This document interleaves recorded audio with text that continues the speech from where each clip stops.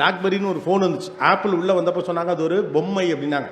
Apple phone உள்ளே வந்தப்போ அது ஒரு பொம்மை, எங்ககிட்ட இருக்கக்கூடிய வசதிகளாக இருக்குது, ஒரு அலுவலகத்தை போல் அவர்களால் செயல்பட முடியாது, அடித்து தூக்கி அப்படியே தின்னுட்டு போயிட்டாமா, இல்லை அப்படி தின்னுட்டு போயிட்டான். பிளாக்பெரி எங்கே போச்சுன்னே தெரியல. அப்போ மாறிக்கொள்ளாதவர்கள் தேங்கி போகவில்லை, அழிந்து போகிறார்கள். இதுதான் நவீன யுகத்துடைய புதிய இலக்கம். நீங்கள் மாறிக்கொள்ளவில்லை என்றால், தொடர்ச்சியாக கற்கவில்லை என்றால் தங்கிலாம் போயிட மாட்டீங்க. ஆளே ஆட்டத்திலே கிடையாது, நீங்கள் சீனில் இருக்க மாட்டீங்கிறது இன்னைக்கு ரியாலிட்டி. கேட்பதற்கு கொடூரமாக இருந்தாலும் கூட நீங்கள் மாறவோ புதிதாக கற்றுக்கொள்ளவோ தயாராக இல்லாத பட்சத்திலே நீங்கள் ஆட்டத்துக்கு சேர்த்து கிடையாது. பெஞ்சில் கூட வச்சுருக்க மாட்டாங்க, இந்த கிச்சாக்கனியால் கூட சேர்த்துக்க மாட்டாங்க. உப்புக்கு சப்பானினே ஒருத்தப்ப கிடையாது. ஆட்டத்தில் இருந்தால் இரு, எல்லாத்தையும் ஆட்டத்தை விட்டு வெளியில் போங்கிற ஒரு ரூத்லெஸ்ஸான காம்படிட்டிவ் மார்க்கெட்டை இப்போ இருக்கக்கூடிய டெக்னாலஜியும் வாழ்ந்து கொண்டிருக்கக்கூடிய வாழ்க்கை முறையும் உருவாக்கி இருக்கிறது. அப்போ என்னென்ன விஷயங்களில் மாற வேண்டியிருக்கிறது? முதல்ல சில ரியாலிட்டிஸை புரிஞ்சுக்க வேண்டியிருக்கு. முதல் முக்கியமான விஷயம், உங்களுக்கு அடுத்த தலைமையில் இருக்கக்கூடிய இந்த நவீன காலத்தில் ஏஐ ஜெனரேஷன் பிள்ளைகள், டெக்னாலஜியோடு பிறந்திருக்கக்கூடிய பிள்ளைகள் கருவிகளோடு அதிகம் பேசுகிறார்கள், மனிதர்களோடு பேசுவது இல்லை. ஏன்னா எல்லாவற்றையும் கருவி பொறுத்து கொள்ளுகிறது, மனிதர்கள் பொறுத்து கொள்வதில்லை. நீங்கள் சாட்ஜிபிட்டே அல்லது ஏதாவது ஒரு ஏஐ டூலுக்கிட்டே இல்லை கூகுள்கிட்டே ஒரு சர்ச் இன்ஜின்கிட்டே போயிட்டு ஒரே கேள்வியை நீங்கள் 100 தடவை கேட்கலாம். எங்கள் பெரியம்மா கூட எங்கே இருக்குது அது பதில் சொல்லும். அவங்க பெரியம்மா யாருன்னு தேடி ஐ திங்க் அப்படியே தெரியலன்னா ஒரு அறிவு இருக்கான்னு கேட்டால் சாரி எனக்கு சொல்ல முடியல மன்னிச்சுக்கன்னு சொல்லும். நீ என்ன ஒரு ஆள், நான் இவ்வளோ கேட்குறேன் பெரிய டெக்னாலஜின்னு சொல்கிறேன், எங்கள் பெரியம்மாவோட ஒன்று தெரியலன்னு கேட்டால் மன்னிச்சுக்க நான் கண்டுபிடிச்சு சொல்கிறேன்னு சொல்லும். திரும்ப திட்டினால் மன்னிச்சுக்க கண்டுபிடிச்சு சொல்கிறேன். திருவள்ளூர்லேருந்து திருத்தணி எத்தனை கிலோமீட்டர் நீங்கள் கூகுள்கிட்ட லட்சம் தடவை கேட்டாலும் அறிவு இருக்கா 1000 தடவை சொல்லிட்டேனே ஞாபகத்தில் வச்சுக்க விட முட்டா பலன்னு சொல்லவே சொல்ல. அப்போ எதிர்த்து பேசாத ஆட்களோடு பேசிக்கொண்டே இருக்கிறார்கள் பிள்ளைகள். அப்போ இங்கே மிக முக்கியமான விஷயம் கற்றுப்பிடிக்க வேண்டியது, கருவிகளோடு பேசுவதை பிள்ளைகளிடம் பெருமையாக நினைக்காதீர்கள். என் பிள்ளை அவனாவே யூடியூப்பில் பாட்டு போட்டு அவனாவே பதிவேற்றம் செய்து விட்டான், ஆகா ஓஹோ அதெல்லாம் ஒரு மொக்க டெக்னாலஜி. என் பிள்ளை அவனாவே செல்ஃபோன் எடுத்து வீடியோ கால் பண்ணிடுவான், இதெல்லாம் ஒரு பெருமை பீத்தல்.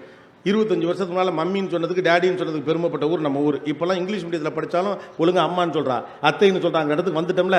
அதே போல் டெக்னாலஜி விஷயத்தில் எக்ஸைட் ஆகாமல் மனிதர்களோடு பேசுவதற்கான வாய்ப்புகளை பிள்ளைகளுக்கு உருவாக்குங்கள். அப்போ பிள்ளைகளோடு பேச நமக்கு தெரியும். இப்போ பிரச்சனை என்னென்னா பிள்ளைகளோடு பேச நமக்கு தெரியலை. நவீன யுகத்தின் புதிய இலக்கணம் பிள்ளைகளோடு பேச நமக்கு தெரியலை. நம்ம பிள்ளைகளிடம் சொல்ல நம்மகிட்ட கதைகள் இல்லை. பிள்ளைகளோடு புழங்க அவர்களுடைய உலகம் நமக்கு அறிமுகத்திலேயே இல்லை என்பதுதான் இருக்கக்கூடிய பிரச்சனை. நம்மகிட்ட இருக்க ஒரே கதை, ஒரு ஊரில் ஒரு ராஜா இருந்தார். அந்த ராஜா செத்து 1000 வருஷம் ஆச்சு. அந்த ராணி அவரோட செத்துருச்சு. ஆனால் அந்த கதையை தவிர ஒரு கதை கூட நம்மகிட்ட கிடையாது. அப்போ திடீர்னு ஒரு திருடன் வந்தானா, திருடனா இப்போ வர்றதே இல்லை. பூச்சாண்டி பிடிச்சிட்டு போயிடுவான். பூச்சாண்டிலாம் ஊர்லேயே இல்லை, வேறு நல்ல பிஸ்னஸ் இருக்குது இப்போ அவங்களுக்கு.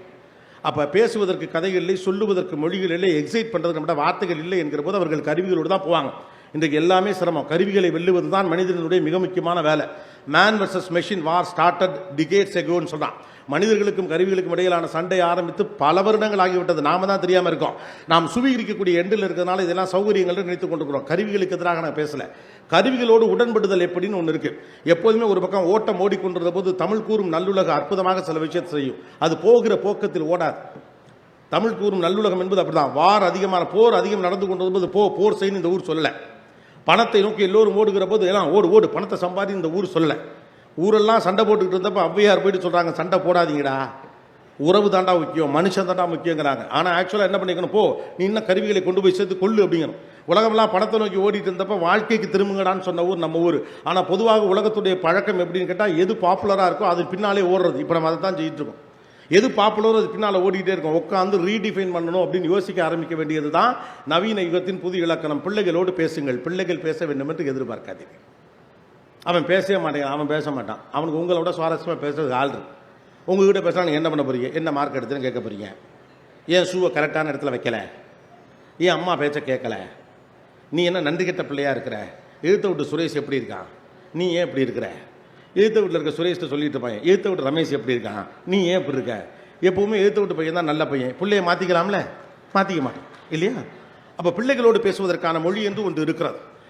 பிள்ளைங்க எல்லாருமே தங்களுடைய நேரத்தை குறைத்து கொண்டு விட்டார்கள். ஒரு காலகட்டத்தில் பார்த்தீங்கன்னா சோஷியல் மீடியாலாம் வீடியோலாம் 1 மணி நேரம் போட்டால் உட்காந்து பார்ப்பாங்க வேலையேற்று போய்.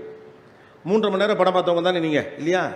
நைட்டு சினிமாவுக்கு 10:30 மணிக்கு போனால் காலையில் 2:30 மணிக்கு வீட்டுக்கு வருவாங்க. இப்போலாம் 2 மணி நேரத்துக்கு மேலே படம் இருந்தால் தேட்டருக்காரனே எடிட் பண்ணிடுறான் இல்லையா. அவங்களே எடிட் பண்ணிட்டு போயிடுறாங்க. ஒரு நாள் முழுக்க உட்காந்து மேட்ச் பார்த்த காலம்லாம் உண்டு. 1 டே மேட்சஸ்னு. இப்போ 1 டே மேட்சஸை காப்பாற்ற கிரிக்கெட் போர்டே போராடு. 2020 வந்துடுறானுங்க. 2020 வந்த புதுசில் அந்த 3 மணி நேரம் உட்காந்து முழுசாக மேட்செல்லாம் நம்மளாம் பார்த்தோம். அதுக்கப்புறமா நம்ம ஆடுறப்ப மட்டும் பார்ப்போம். இந்தியா வர்சஸ் பாகிஸ்தான் நடந்தால் இந்தியா விளையாடுறது மட்டும் பார்க்க ஆரம்பிச்சாங்க. பேட்டிங் தான் எங்களுக்கு பிடிக்கும் அப்படின்னு சொல்லிட்டு. அதுக்கப்புறம் பார்த்தாங்க ஹைலைட்ஸை மட்டும் பார்த்தா போதும். ஏன்னா 6 பாலுக்கு எனக்கு 6 6 வேணும். இப்போ ஒரு ஓவருக்கு ஒரு 6 அடிச்சது ஒரு காலத்தில் ஓஹோன்றது. 2020 வந்தப்போ ஆகா எவ்வளோ ஃபாஸ்ட்டாக இருக்குது இந்த மேட்ச், ஒரு ஃபுட்பால் மேட்சே போல் 3 மணி நேரத்திலே முடிகிறது அப்படின்னாங்க. அதுக்கடுத்து என்ன கட்டம் வந்துச்சு, ஹைலைட்ஸை மட்டும் பார்த்தான். இப்போ அவனுங்களுக்கே ஓடிடியில் தெரிஞ்சு போச்சு, இவன் 15 நிமிஷம் ஹைலைட்ஸை கூட பார்க்க மாட்டேங்கிறான் அப்படின்ட்டு 15 மினிட்ஸ் ஹைலைட்ஸ்னு ஒன்று போடுறான், 7 மினிட்ஸ் ஹைலைட்ஸ்னு போடுறான், விராட் கோலி அடிச்சதை பற்றி மட்டும் போடுறான், பெஸ்ட் மூமெண்ட்ஸ்னு ஒன்று போடுறான். என்ன வேணுமோ பார்த்துக்க, 1 நிமிஷம் 2 நிமிஷம். ரீல்ஸ் எல்லாம் 90 செகண்ட் இருந்தது, 60 செகண்ட் ஆயிடுச்சு. அதையும் 10 செகண்ட் தான் பார்க்குறாங்க, அவ்வளோதான். அப்போ இவங்ககிட்ட உட்காந்துட்டு நீங்கள் விலாவாரியெல்லாம் பேச முடியாது. பேசும் முறையை, சொல் அடுக்குகளை மாற்ற பழகுங்கள். எதை சொல்ல வருகிறீர்களோ அதை சொல்லுங்கள். நம்ம ஆளுகிட்ட எதை சொல்ல வரோமோ அதை தவிர மீது எல்லாத்தையும் சொல்கிறது. ஒரு மாலுக்கு கிளம்பி போய் எந்த பொருளை வாங்கணுமோ அந்த பொருளை வாங்காமல் மற்ற பொருள்லாம் வாங்கிட்டு வாங்க வேண்டிய பொருளுக்கு காசு இல்லாமல் ஐயையா அடுத்த தடவை பார்த்துக்கலான்னு திரும்பி வர்ற கூட்டம் நம்ம கூட்டம். நம்ம கம்யூனிகேஷனில் இதான் ப்ராப்ளம், நம்முடைய பேச்சு வழக்கும் இதான் பிரச்சனை. பிள்ளைகள்கிட்ட நான்லாம் அந்த காலத்தில் என்ன பண்ணீங்க புரியலையே, திருவள்ளூர் கலெக்டராக இருந்தீங்களா, உங்கள் நாஸ்டாலஜிகள் இங்கே ஒர்க் அவுட் ஆகவே போகிறதுக்கு. அப்போ பிள்ளைகளிடம் பேசும் முறைகளை மாற்றிக்கொள்ளுங்கள். பிள்ளைங்கள்லாம் பேசினா கேட்க மாட்டேங்கிறான், ஏன்னா நீங்கள் பேசுகிறது சுவாரஸ்யமாக இல்லை.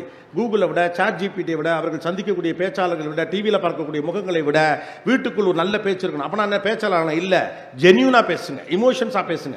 பிள்ளைகளோடு முதல் உரையாடலை தொடங்குங்கள். வேலை சார்ந்த பேச்சுகளை குறைத்து கொண்டு அன்பு சார்ந்த இமோஷனல் எம்பத்தி ரிலேட்டடாக பேசுங்க. நம்முடைய வீடுகளை கவனித்து பார்த்தீங்கன்னா பேச்சே கிடையாது. ஆக்சுவலாக வீடுகளுக்குள் நடக்கக்கூடிய பேச்சுக்கள்லாம் வேலை சார்ந்த பேச்சுக்களாகத்தான் இருக்குது. கணவன் மனைவிக்கு இடையிலே காதல் சார்ந்த பேச்சுக்கெல்லாம் குறைஞ்சு போய் ரொம்ப வருஷமாச்சு. இஎம்ஐ கட்டியாச்சா, சொந்தக்காரங்க கல்யாணத்துக்கு போனால் எவ்வளோ மொய் எழுதணும், அவங்க நமக்கு எவ்வளோ எழுதுனாங்க, நோட்டை எடுத்து பாரு, அந்த வீணா போனவன் எதுக்கு பத்திரிக்கை வச்சான், நம்ம போனால் மொதல் வரிசையில் நம்மளை உட்கார வைப்பானா, அவன் நம்மளை அசிங்கப்படுத்தவனாச்சு, அவன் கொழுந்தியா கல்யாணத்துக்கு நான் ஏன் போகணும், என் கொழுந்தியா கல்யாணம்னா பரவாயில்ல, உன் தம்பி வந்தானா திருட்டு பைய, உங்கள் தம்பி மாதிரி ஒன்று ஏன் தம்பி கிடையாது, உங்கள் தங்கச்சி வந்தானா சொம்ப தூக்கிட்டு போகிறா. எல்லாமே வேலை சார்ந்த பேச்சு தான். யாருமே சுவாரஸ்யமாக பேசிக்கல. நம்முடைய வீடுகள் வேலை சார்ந்த பேச்சுகளே பேசிக்கிட்டு இருக்கு. நீங்கள் மாறி இருக்கிறத கவனிச்சிருக்கீங்களா? நீங்களே மாறிட்டீங்க. அப்போ பிள்ளைகிடம் அதான் பேச்சு. ஒரு நிறுவனம் போல நடக்குது நம்முடைய வீடுகள். தந்தை சிஇஓ, அம்மா எம்டி, பசங்களாம் எம்ப்ளாயிஸ். அவங்க ரிசல்ட் ப்ரொடியூஸ் பண்ணும். 2 இட்லி எடுத்து வாயில் வைக்கிறதுக்குள்ள 70 மார்க் எடுத்துட்டேன், இட்லி தான் கேடு. 70 மார்க்குக்கு இட்லிக்கு என்ன சம்மந்தம் இருக்கு? அவன் திங்கிறது வயிற்றுக்கு. அப்போ பிள்ளைகள் ரிசல்ட் ப்ரொடியூஸ் பண்ணக்கூடிய ப்ரொடக்டிவான ஆட்களாக மட்டும் பார்க்கப்படுகிறார்கள்.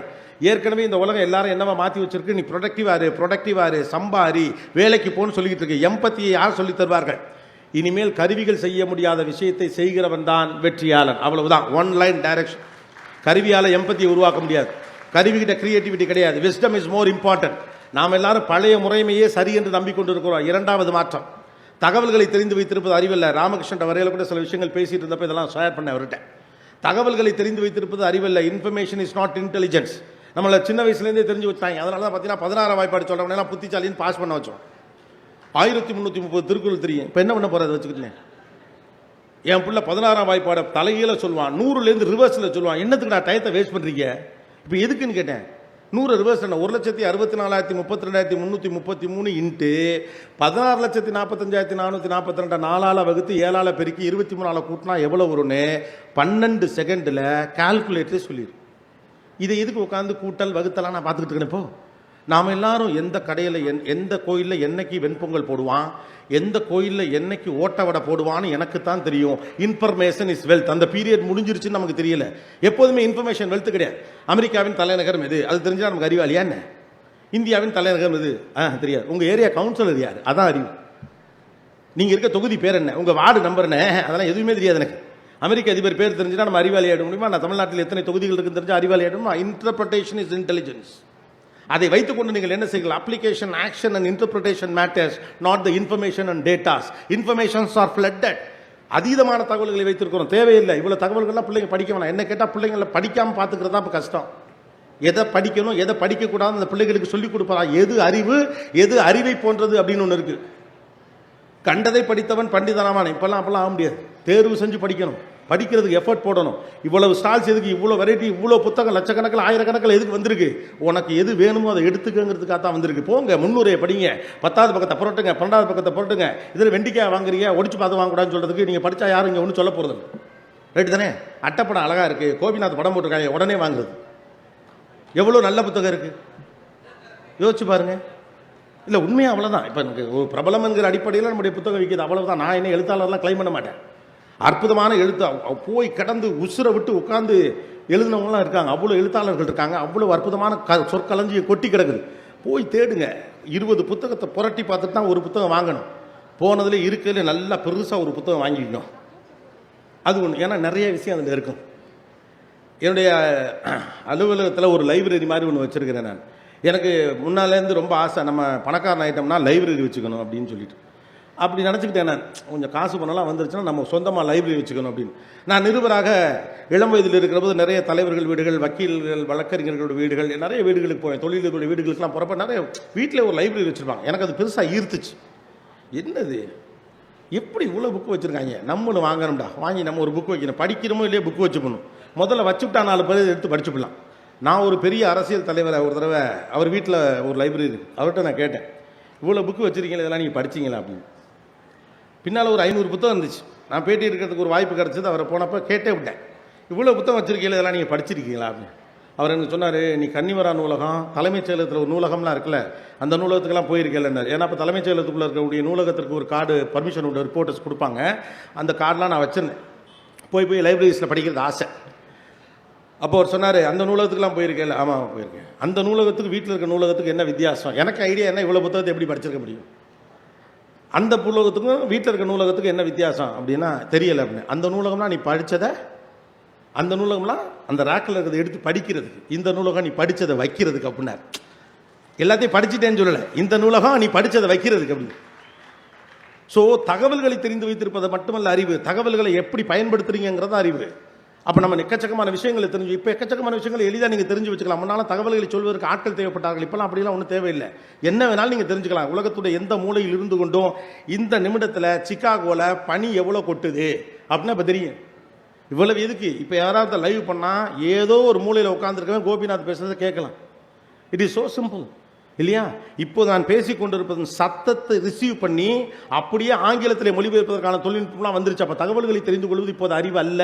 முதல்ல அதை புரிஞ்சுக்கணும். மாநில தலைநகரங்களின் பெயர்களை தெரிந்து வைத்திருப்பது, அதெல்லாம் நாம் சின்ன பிள்ளையா இருந்தப்ப பக்கத்து வீட்டுக்காரங்களை அசத்துறதுக்காக சொன்னது. அதையே இன்னும் நாளைக்கு நம்பிக்கிட்டு இருந்தீங்கன்னா நம்ம வீணாக போயிடும். அப்போ நாம் தெரிந்து கொள்ள வேண்டியது அறிவை எப்படி பயன்படுத்த. Dimension of intelligence of change. அறிவு குறித்த விஸ்டம் இஸ் நாலேஜ். விஸ்டம் தான். அதை வச்சு நீங்கள் என்ன இன்டர்பிரேட் பண்ணுறீங்க, அதுலேருந்து நீங்கள் என்ன புரிந்து கொள்ளுகிறீர்கள் என்பது தான் அறிவு. ரைட்டு தானே? ஒரு மரம் இருக்கிறது, அந்த மரத்தை வெட்டுறதுக்கு என்ன செய்யணும், அதுக்கான ஒரு டூல் இருக்குது. அதோடைய நீளம் எவ்வளவு, இதோடைய அகலம் எவ்வளவுன்னு கரெக்டாக கருவிகளை நான் பயன்படுத்தி கரெக்டாக ஒரு மிஷினை வச்சு அறுக்கிறேன். நோ, அது அறிவில்லை. இப்போ அந்த டூல்ஸை பயன்படுத்துறது இப்போ அறிவில்லை. அந்த டூல்ஸ் இருக்குன்னு தெரிஞ்சு வச்சிருக்க அறிவில்லை. அது என்ன மாதிரியான மரம், அது எவ்வளவு ஈரப்பதம் கொண்டது. நான் இப்போ அறுத்துருவேன், ஆனால் நாளைக்கு கொண்டு போய் 15 நாள் வெயிலில் போட்டுட்டு கொண்டு போய் சட்டத்தை அடிக்கிறப்ப அது சுருங்குமா சுருங்காதானே தொடர் அறிவின் மூலமாக கிடைக்கிற விஸ்டம் தான் இப்போ நாலேஜ். ஸோ பிள்ளைகளுக்கு அதை புரிய வையுங்கள். நிறைய தகவல்கள் பிள்ளைங்க சொன்னால் பாரு பிள்ளை அறிவாக இருக்குது, பாரு பிள்ளை அறிவாக இருக்குலாம் சொல்லாதீங்க. பிள்ளைங்கன்னா எல்லாத்தையும் அது கருவிகள் எடுத்துருச்சு. இப்போ நம்ம வேலை மெஷினோட சண்டை போடுறது தான். ஸோ எல்லாத்துக்குமான பெர்ஸ்பெக்டிவ் மாற்ற பாருங்கள். அது குறித்து அவர்களுக்கு என்ன பார்வை இருக்கிறது, ஒரு விஷயம் குறித்து அவர்களுக்கு என்ன தீவிரம் இருக்கிறது, அது குறித்து அவர்களால் உழன்று போக முடிகிறதா. இது 2வது முக்கியமான விஷயம். அட்டென்ஷன் ஸ்பான் இஸ் மிஸ்லீடட் அப்படின்னு சொல்கிறான். கவனிக்கும் திறன் மிகவும் குறைந்து போயிருக்கிறது அப்படிங்கிறாங்க. அதுக்காக தான் சொன்னேன், உங்களுடைய கம்யூனிகேஷன் ஸ்டைல மாற்றுங்க. ஒரு காலகட்டத்தில் 13 நிமிடம், 1 மணி நேரம் பேசினா 13 நிமிடம் கவனிக்கும் திறன் இருந்துச்சு. இப்போலாம் அதில் 4 நிமிஷம் 2 நிமிஷம் பெருசாக இருந்தாலே போதும். ஏன்னா அவ்வளோ டிஸ்ட்ராக்ஷன்ஸோட பிள்ளைகள் வளர்ந்து கொண்டு இருக்கிறார்கள். அப்போ செம்மைப்படுத்த வேண்டிய பார்வை என்று ஒன்று இருக்குது. அப்போ நம்ம பெரியவர்கள் தெரிந்து கொள்ள வேண்டிய மிக முக்கியமான விஷயம் டிஜிட்டல் டயட் அப்படின்னு ஆங்கிலத்தில் ஒரு வார்த்தை சொல்லுவாங்க. அதனால் டிஜிட்டல் டயட், ஜிஎம் டயட் அப்படிலாம் சொல்லுவாங்க. அதாவது உணவு பழக்கத்தை மாற்றினா வெறும் காய்கறியாக திங்கிறது, இல்லை கறிசோறாக திங்கிறது, இல்லை வெறும் சிக்கனாக திங்கிறது, எல்லாத்தையும் எதையும் திங்க மாட்டேன்னு சொல்லிவிட்டு வீட்டில் சொல்லிவிட்டு வெளியில் போய் புட்டுச்சு எல்லாத்தையும் வாங்க திங்கிறது. இப்படி பல டயட் நம்ம இருந்திருக்கோம். 10 நாளைக்கு மேலே ஒரு டயட்டும் வந்ததில்லை. நமக்கெல்லாம் டிஜிட்டல் டயட்டை பற்றி ஒரு ஐடியா கிடையாது. ஆனால் டிஜிட்டல் டயட் தான் இன்றைக்கி இருக்கக்கூடிய மிக முக்கியமான விஷயம். வயிற்றுக்குள் போகிற விஷயம் குறித்து எவ்வளவு கனமாக இருக்கிறீர்களோ அதே போல் மூளைக்கும் மனசுக்கும் போகிற விஷயங்கள் குறித்து கவனத்தோடு இருங்கள். நமக்கு அது தெரிகிறதே கிடையாது. உட்காந்துக்கிட்டு அப்படியே இன்சென்சிபிளாக ஸ்க்ரால் பண்ணிக்கிட்டே இருக்கிறோம். மூளை எல்லாத்தையுமே எடுத்துக்கும். ஏதோ தேவைக்காக தான் அதை பார்க்குறான் அப்படின்னு மூளை எல்லாத்தையுமே ப்ராசஸ் பண்ணிட்டு இருக்கோம். மூளை டயர்ட் ஆச்சுன்னா தேவையானது சிந்திக்க முடியாது இல்லையா? தேவையான விஷயம் உள்ளே போகணும்னா தேவையில்லாத விஷயம் முதல்ல வெளியில் வரணும். முதல்ல க்ளீன் பண்ணுங்க, அப்புறமா சேர்க்கலாம். மனசு ஒரு குப்பை தொட்டி. தேவையில்லாத விஷயங்களை நீங்கள் சேர்த்து வச்சிங்கன்னா தேவையான விஷயத்தை வைக்கிறதுக்கு இடமே இருக்காது. நம்ம வார்ட்ரோப்லாம் பாருங்க, திறந்தோடனே புதன்னு துணியெல்லாம் கொட்டுது. என்கிட்ட ட்ரெஸ்ஸே இல்லைம்பாங்க. ஏன்னா எதையுமே நம்ம ஒழுங்குபடுத்தலைன்னு அர்த்தம். அப்போ உலகம் எப்படி போரை நோக்கி போகிற போது நின்று நிதானமாக போர் தேவையே இல்லான்னு யோசிச்சோமோ, உலகமெல்லாம் பணத்தை நோக்கி ஓடிக்கொண்டு இருக்க போது நின்று நிதானமாக யோசிச்சோமோ, அதே போல் இப்போது யோசிக்க வேண்டிய விஷயம் இருக்குது, ரிவர்ஸ் ஒர்க் அப்படின்னு சொல்கிறான். ஜப்பான் போன்று தொழில்நுட்பத்தில் அதிகமாக வளர்ந்த நாடுகள் என்ன பண்ணுறாங்கன்னா பழமையான விஷயங்களை கையில் பத்திரமா வச்சுக்கிறாங்க. அப்போ ஒரு பேலன்ஸ் கிடைக்கும். இது கருவிகளுக்கு எதிரான பேச்சு இல்லை. தொழில்நுட்பத்தை நீங்கள் கையில் எடுத்துக்கொள்ள கூடாது, பழைய ஆளாங்க இருக்குன்னு சொல்ல நான் பூமரங்கெல்லாம் கிடையாது. You have to take all the technologies on your hand. But on favour of you. உங்களுக்கு சாதகமாக நீங்கள் தொழில்நுட்பத்தை பயன்படுத்துவதற்கான ஒரு பேலன்சிங் மெக்கானிசத்தை கண்டுபிடிக்கணும். அதை பிள்ளைகளால் கண்டுபிடிக்க முடியுமான்னு தெரியல. ஏன்னா இந்த தலைமுறைக்கு போன தலைமுறை பாஸ் ஆன் பண்ணப்பட்டதில்லை. இது பெரிய சிக்கலே என்னன்னா, நம்ம பசங்களை கோச்சுக்கிறோம். எப்போதுமே ஒரு விஷயம் எப்படி பாஸ் ஆன் பண்ணப்படும்னா, தந்தையிடமிருந்து பிள்ளைக்கு பாஸ் ஆன் பண்ணப்படும். அவரிடமிருந்து பெறப்பட்ட ஒரு அறிவு பிள்ளைக்கு கடத்தப்படும். கடத்தப்படுகிற போது அந்த அறிவை எதற்கு பயன்படுத்த வேண்டும் என்றும் சொல்லி தரப்படும். தம்பி, கத்தி இருக்கு, ஆனால் அது அடுத்தவனை குத்துறதுக்கு கிடையாது தம்பி. வேட்டைக்காரன் கத்திக்கும் தோட்டக்காரன் கத்திக்கும் வித்தியாசம் இருக்கு. வேட்டைக்காரன் வெட்டுனானா செத்து போயிடும், தோட்டக்காரன் வெட்டுனானா மறுபடி வளரும். அப்ப நீ ஒரு தோட்டக்காரனா இருக்கணும்னு சேர்ந்து ஒரு பேக்கேஜ். தந்தையிடமிருந்து அறிவு கடத்தப்படுகிற போது, முந்தைய தலைமுறையிடமிருந்து ஒரு அறிவோ தகவலோ கடத்தப்படுகிற போது அதோடைய கான்சிக்யூட்டிவ் எஃபெக்டையும் சேர்த்தே தான் சொல்லுவாங்க. தம்பி, இதை இதற்கு பயன்படுத்திடக்கூடாது, இந்த விஷயத்தை நீ இதற்கு பயன்படுத்திடக்கூடாது. நீ கராத்தே தெரிஞ்சு வச்சிருக்க அப்படின்னா பூராப்பையில போட்டு அடிக்கக்கூடாது அப்படிலாம் ஆசான் சொல்லுவார். ஆபத்து வருகிற போது மட்டும்தான் இதை நீ பயன்படுத்தணும். உனக்கு தெரியுதுக்கான எளியவனை வதம் செய்வதற்கு இதை நீ பயன்படுத்தக்கூடாது. உன்னை விட பலசாலி இல்லாத ஒருவனை அடிப்பதற்காக இந்த ஆயுதத்தை நீ கையில் தூக்கக்கூடாதுன்னு ஆயுதத்தை கொடுக்கும் போதே அதோடைய நன்னறியை சேர்த்து சொன்ன. அன்பார்ச்சுனேட்லி இந்த ஜெனரேஷனுக்கு இது நம்ம பாஸ் ஆன் பண்ண விஷயம் இல்லை, இது உலகம் பாஸ் ஆன் பண்ண விஷயம். அப்போ இதோட சேர்த்த நன்னறிகள் யாரும் கொடுக்கவே இல்லை. ஒரு டெக்னாலஜி எப்படி ஹேண்டில் பண்ணணும், நான் ஹேண்டில் பண்ண டெக்னாலஜி என் பிள்ளைக்கு நான் கடத்தலை. நான் யூஸ் பண்ணிக்கிட்டு இருந்த கம்ப்யூட்டர் என் பையன் யூஸ் பண்ணலை. இன்னும் சொல்ல போனால் நம்ம யூஸ் பண்ண கம்ப்யூட்டரை பார்த்தாங்கன்னா இவங்கெல்லாம் சிரிச்சிருவாங்க. ஏன்டா கம்ப்யூட்டர் இத்த பெருசாடாக இருக்கும் அப்படின்னு. இவன் பார்க்குற கம்ப்யூட்டர் போல தான் இருக்குது. அதுக்கு ஒரு பெரிய டேபிள் வேணும், இத்தத்தண்டி டேபிள். நான் உலகத்தின் முதல் கம்ப்யூட்டரை கனடாவில் வச்சிருந்தாங்க. ஒரு இடத்துல போய் பார்த்தேன், ஒரு ரூமில் வச்சிருந்தாங்க, இத்தத்தண்டி ரூம். அது ஒரு கம்ப்யூட்டர் வச்சிருந்தாங்க. அதுக்குள்ள ஒரு 6 பெரிய பீரோ வாங்கிச்சு. அதெல்லாம் என்னடான்னு கேட்டால் சிபியூக்கான மதர் போனா. இப்போ 1 GB என் ஃபோனில் 1 TB இருக்குது. 1 TB உலகத்தையே வாரி சுருட்டி உள்ளே வச்சுக்கலாம். 1 TB ஃபோன் இருக்கு இன்னைக்கு. அவன் 1 GBக்கு ஒரு பீரோ வச்சிருக்கான், 10 GBக்கு 10 பீரோ வச்சிருக்கான். கம்ப்யூட்டருங்க போல ஒரு 25 ஐட்டத்தை காட்டுறாங்க. நாங்கள் ஒரு கம்ப்யூட்டர் சென்டர் நடத்துகிற இடம்டா இது அப்படின்னு. முதல் கம்ப்யூட்டர் அப்படி தான் இருந்திருக்கு. அப்போ கருவிகள் அடுத்த கட்டத்தை நோக்கி நகர்ந்து கொண்டிருக்கும்போது நன்னறிகளை சேர்த்து கூட கொண்டு வருவது இல்லை. அப்போ பெரிய சேலஞ்ச் என்னன்னா, இந்த இடைப்பட்ட காலத்தில் இருக்கக்கூடிய இந்த சிக்கலை எப்படி இட்டு நிரப்புவது என்பது தான் சிக்கல். ஒரு டெக்னாலஜி வரும்போது அது ஒரு பேக்கேஜோடு வரும். ஒரு வீடியோவை நீங்கள் பார்ப்பீங்கன்னா நல்ல வீடியோவையும் பார்க்கலாம், கெட்ட வீடியோவையும் பார்க்கலாம். ஃபில்ட்ரேஷனை நமக்கு சொல்ல தெரியல. நான் கடத்தின டெக்னாலஜி இல்லை இது, சரிதானே? நான் வாய்ப்பாடு கடத்தினேன், நான் திருக்குறள் கடத்தினேன், மொழி கடத்தினேன், பண்பாடு கடத்தினேன். தொழில்நுட்பத்தை நான் கடத்தலை. அப்போ அதுக்கான நன்னறிகளை பிள்ளைகளே கற்றுக்கொள்ள வேண்டிய இடத்துல இருக்கிறார்கள். They have to fix some nuances or rules and regulations for them. இப்போ நடந்துட்டு இருக்க சண்டை அதுதான். நமக்கு சொல்ல தெரியும். அதுக்கான நன்னறிகள் நம்மளால் கடத்த முடியாதனால ஒரே வார்த்தையில் சொல்லிடுறோம், போனை நோண்டாது. அவன் எதுக்கு எடுத்தாலும் போனை நோண்டாது. முதல்ல நீங்கள் ஃபோனை நோண்டாதீங்க. நீங்கள் முதல்ல ஃபோனை நோண்டாதீங்க. பிள்ளைகள் நீங்கள் எதை செய்கிறீங்களோ அதை அவங்க கன்ஃபார்மாக செய்வாங்க. வீட்டில் இரட்டை விதிகள்லாம் வைக்கவே முடியாது. எல்லாருக்கும் ஒரு விதி தான். தந்தை இரவு 11 மணி வரைக்கும் விழித்திருக்கிற வீடுகளில் பிள்ளையும் 11 மணி வரைக்கும் முடிச்சிருக்கும். தந்தை பாரதியார் புத்தகம் படித்தார்னா பிள்ளை பாரதிதாசன் புத்தகம் படிப்பான். தந்தை நியூஸ் பேப்பர் படித்தார்னா பிள்ளை புத்தகம் படிப்பான். தந்தை தவறு செய்தால் புள்ள தவறு செய்வான். அதுக்காக எல்லா வீட்டிலும் இப்படி இருக்காங்க நான் சொல்லவில்லை. ஆனால் இரட்டை விதிகள் என்பதெல்லாம் இனிமேல் ஒப்பிக்காது. எங்கள் அப்பாலாம் அப்படி இல்லை, நாங்கள்லாம் பயப்படும். அது உங்கள் தலையெழுத்து. நாங்கள் என்ன பண்ணேன்? நாங்களாம் எங்கள் அப்பா முன்னால் நின்னே பேச மாட்டோம். அது உங்கள் ப்ராப்ளம், எங்களுக்கு அது ப்ராப்ளம் இல்லை. நாங்களாம் அந்த அளவுக்கு நிற்க வச்சு நாங்கள் உட்காந்து பேசுவோம். அப்படி எல்லாம் மாறி இருக்கு. அப்போ you need to understand the reality instead of cursing them.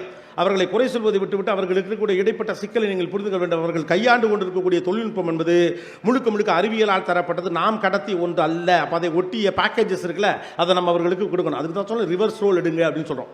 அதுதான் ஜப்பானை ஒரு தொழில்நுட்பத்தில் பெரிய அளவுக்கு வளர்ந்துருக்கக்கூடிய நாடு. ஒரு பக்கம் நம்ம டிஜிட்டல் முன்னால் ஃபோட்டோ அப்படி எடுப்பாங்க, ஞாபகம் இருக்கா? ஒரு நல்ல ஃபோட்டோ எடுப்பாங்க, ஏன்னா ஃபிலிம் ரோல் எல்லாரும் ஃபிலிம் போயிடும். ஒரு நல்ல ஃபோட்டோ எடுப்பாங்க, எல்லோரும் சேர்ந்து நின்றுங்க அப்படிமா, அந்த இடத்த கவனிப்பான், பின்னால் ரோஸ் வருதா இல்லையான்னு பார்ப்பாங்க, எடுங்க அப்படிமா. இப்போ 20 ஃபோட்டோ எடுத்தால் ஒரு நல்ல ஃபோட்டோ எடுத்துக்கிறாங்க.